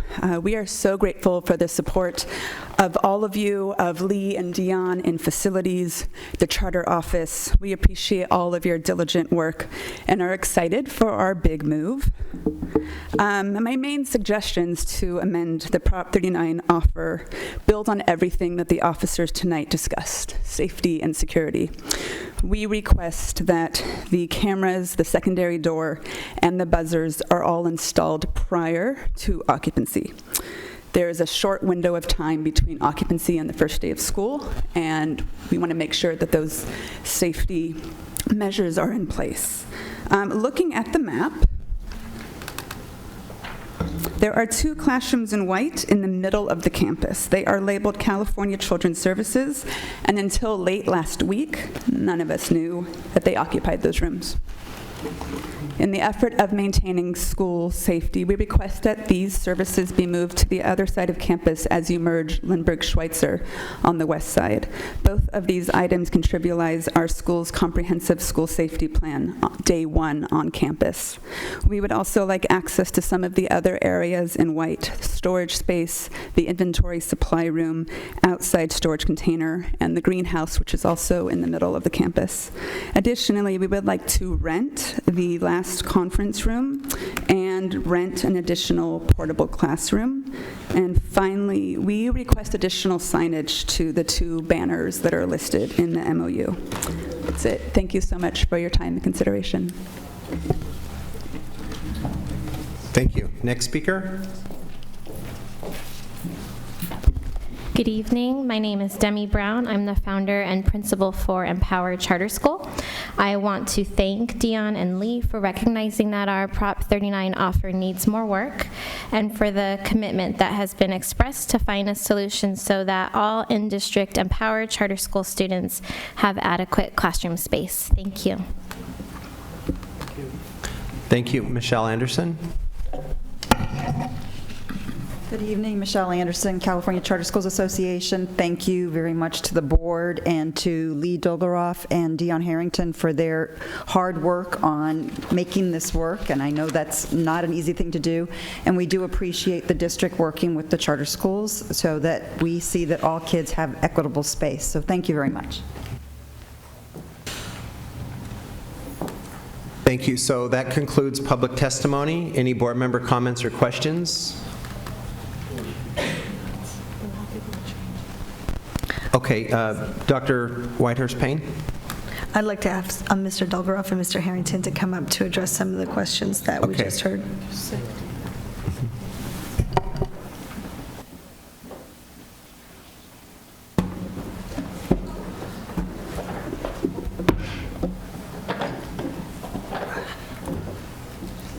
Dr. Whitehurst-Payne, did you have a specific question?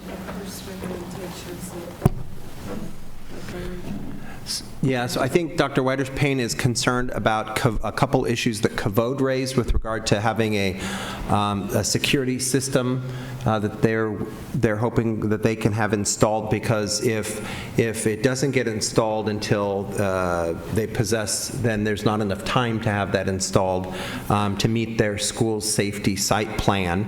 And then also I think the other concern that they raised with that in the middle of their campus on the map is a California Children's Service Therapy Unit where it's a drop-in center, so all day long, every day, people are coming and going and they don't know who they are, or, and so then that would compromise their school site safety plan. And so they were wondering if there's an opportunity for the California Children's Service Therapy Unit, which is 2 classrooms, I believe, to maybe move those 2 classrooms to the other side of the campus. And so, can you speak to those 2 specific concerns? Yeah, sure. So in regards to the buzzer and the camera and the door controls, I think we can, I'm pretty sure that we can accomplish that work prior to August when they occupy for the school year. I think it's something we can do, working with our maintenance PPO team to get that done. In regards to the California Children's Services Medical Therapy Unit, these are specialized spaces. This is a program that's operated by the county, it's funded by the state, and it serves some of our kids on the campus. In fact, we heard about it, we had a design task force meeting about the master planning of the Lindbergh side of the site to reconfigure the site to best accommodate our special needs students at Lindbergh on Thursday night. And there was a lot of, there were questions and concerns expressed by staff and parents about, if that was going to remain on site, because it's very convenient for parents who check their kids out and check their kids in for therapy at that unit. So we would need, and it's a specialized space, so, and it isn't right now in our plans for providing, which we've already started. We had, one of the reasons why we were so successful in sort of being able to accommodate this, because we saw that Kavod was outgrowing their co-location at Coverly, was to begin the planning process around bringing in additional relocatables on the Lindbergh side of campus to accommodate the entire Lindbergh-Schweitzer campus on the Lindbergh side of campus. But we don't have in the plans the capacity to relocate that unit at this time. But we could in a future school year, given the proper planning. We could accommodate it. It's a very specialized unit, as you can imagine. It has specialized facilities. There are large units, and but I think in the future school years, with conversation.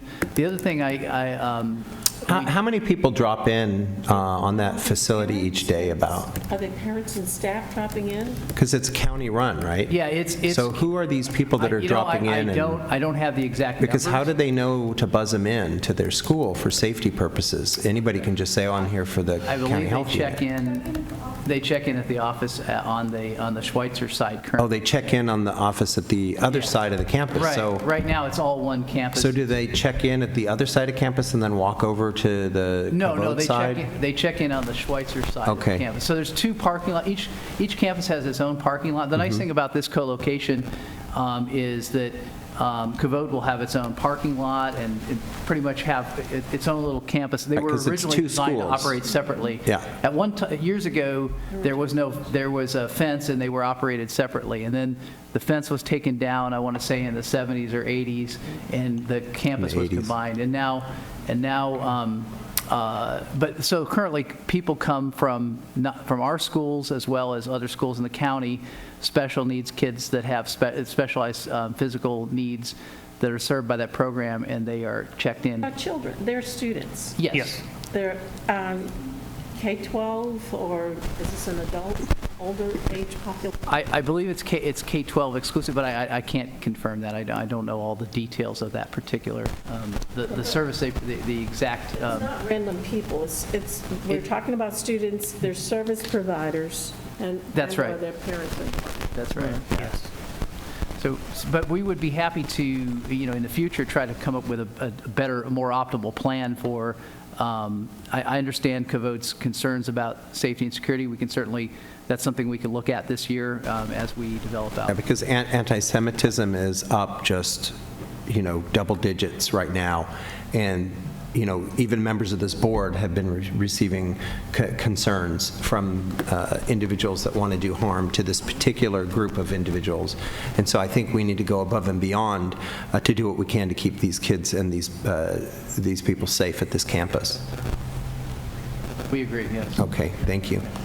And then the other concerns that were raised about access to a kitchen and a conference room, that can all be discussed outside of Prop 39, right? Yeah, the discussion about for example, the greenhouse, to give you an example, what we're offering, the multi-purpose room, even though it's showed as a shared space, it's unlikely that Lindbergh will be using that space, so they're pretty much going to have access to a multi-purpose room. It's a very large office, much larger than, typical what they have now at Coverly, and so they'll have a large office plus 11 classrooms, and we're happy to talk to them about the other spaces, the greenhouse or anything on storage the space, yeah, the greenhouse, we can work with the them. conference room, the kitchen. Absolutely. Okay. Yes, sir. Yeah, good. Thank you for your commitment to work through Yeah. those issues as best you can. Great. Okay. Any other comments or questions? Okay. Is there a motion? We have we already did. Did we, Cheryl? Yes. No, we did not. Because I wanted to see if we could address these issues before there was an emotion. Got it. I planned it very strategically. So we have a motion, and is there a second? Second. And a second. Please vote. That passes unanimously. Thank you very much. Thank you, Mr. Dalgroff and Mr. Harrington. Okay, now we are back to the superintendent's consent agenda items, I believe. Item J18, 19, 20, and 9. Do I have a motion? So moved. We have a motion to approve superintendent consent agenda 9, 18, 19, and 20. Is there a second? All right. We have speakers on the item. Lorraine Burley, you have 2 minutes. And Citizen, you have 2 minutes. Good evening again. My name is Lorraine Burley. As you know, I'm a well-known civic leader in Scripps Ranch, and I'm also a taxpayer. I've paid taxes for decades to support this district. I flagged these items because there's almost $3 million of taxpayer money being spent with no information about where the project is, where this is being allocated. The district needs to be transparent on money spent for all public work projects. Now, this money, since I've been following this Scripps Mesa Joint Occupancy Project, clearly some of it is being allocated to that project. And I know because the draft EIR had an expired geotechnical report and needs to be redone, and that's probably about $700,000. So I got that. And There's no accountability, but you know, when the final EIR comes out, those report names from like Nino and Moore, who's doing the geotech report, will be there. So we'll be able to see that. In J19, that's for CEQA services. You need to do a final EIR, and that will be from ICF Jones and Stokes. You can seal it here in the paperwork, but the taxpayers will be able to find out that the truth is that the district's going to pay $1 million for the CEQA studies and $700,000 for these geotech reports, and this is money the district is spending on this real estate development project that the developer is not paying. The developer paid a $330,000 reimbursement for environmental studies, and that's it. And the district and the taxpayers are paying the rest. Now, the portables, I'm sure there's some probably other projects that are associated with this, but the Scripps Mesa site is going to need the portables removed too. You should not continue to support this project. It's a bad deal. That's my 2 minutes?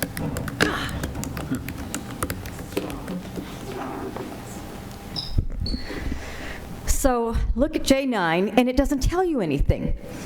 When you look at the due process settlement payments of $1.5 million in 2017, these settlements are never discussed during public session. The superintendent fails to provide a report. Why is the board not asking questions? With budget cuts, how do these settlements for 2017 compare to settlements from previous years? What are the issues behind these payments? The district paid $1.5 million in 2017, and it's always on the consent agenda. There's another item on the consent agenda regarding special education. It's always in secret. And mediation or pre-mediated settlements almost always require the parent to sign a non-disclosure statement, more secrecy. Are the settlements a result of district neglect or malpractice?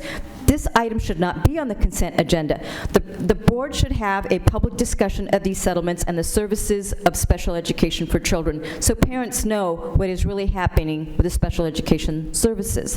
And I'm going to point out to Mr. Beiser that he is limiting the right of the people to engage in these agenda items. You're giving people only 2 minutes for no matter how many items they speak to on the consent agenda, and that's wrong. You have no right to limit us to just 2 minutes for one issue or 3 issues or 5 issues. What you're doing is you're making people sit here and wait for hours for their opportunity to speak to an agenda item, and then you tell them they get 2 minutes. And I know where you picked this up. You picked it up from Barrera. You gave me 2 minutes one time to speak to 8 consent agenda items. There are items that the superintendent is slipping onto the consent agenda so that the people do not know what the real business of the school district is, and that's wrong. You need to provide every citizen that has signed up to speak on an agenda item their full 3 minutes that your bylaws provide for, instead of just cutting them short and saying they only get 2 minutes for the entire consent agenda. Please vote. We are adjourned. Oh, we have additional non-agenda public testimony speakers? Yes, that's correct. Yeah. Okay.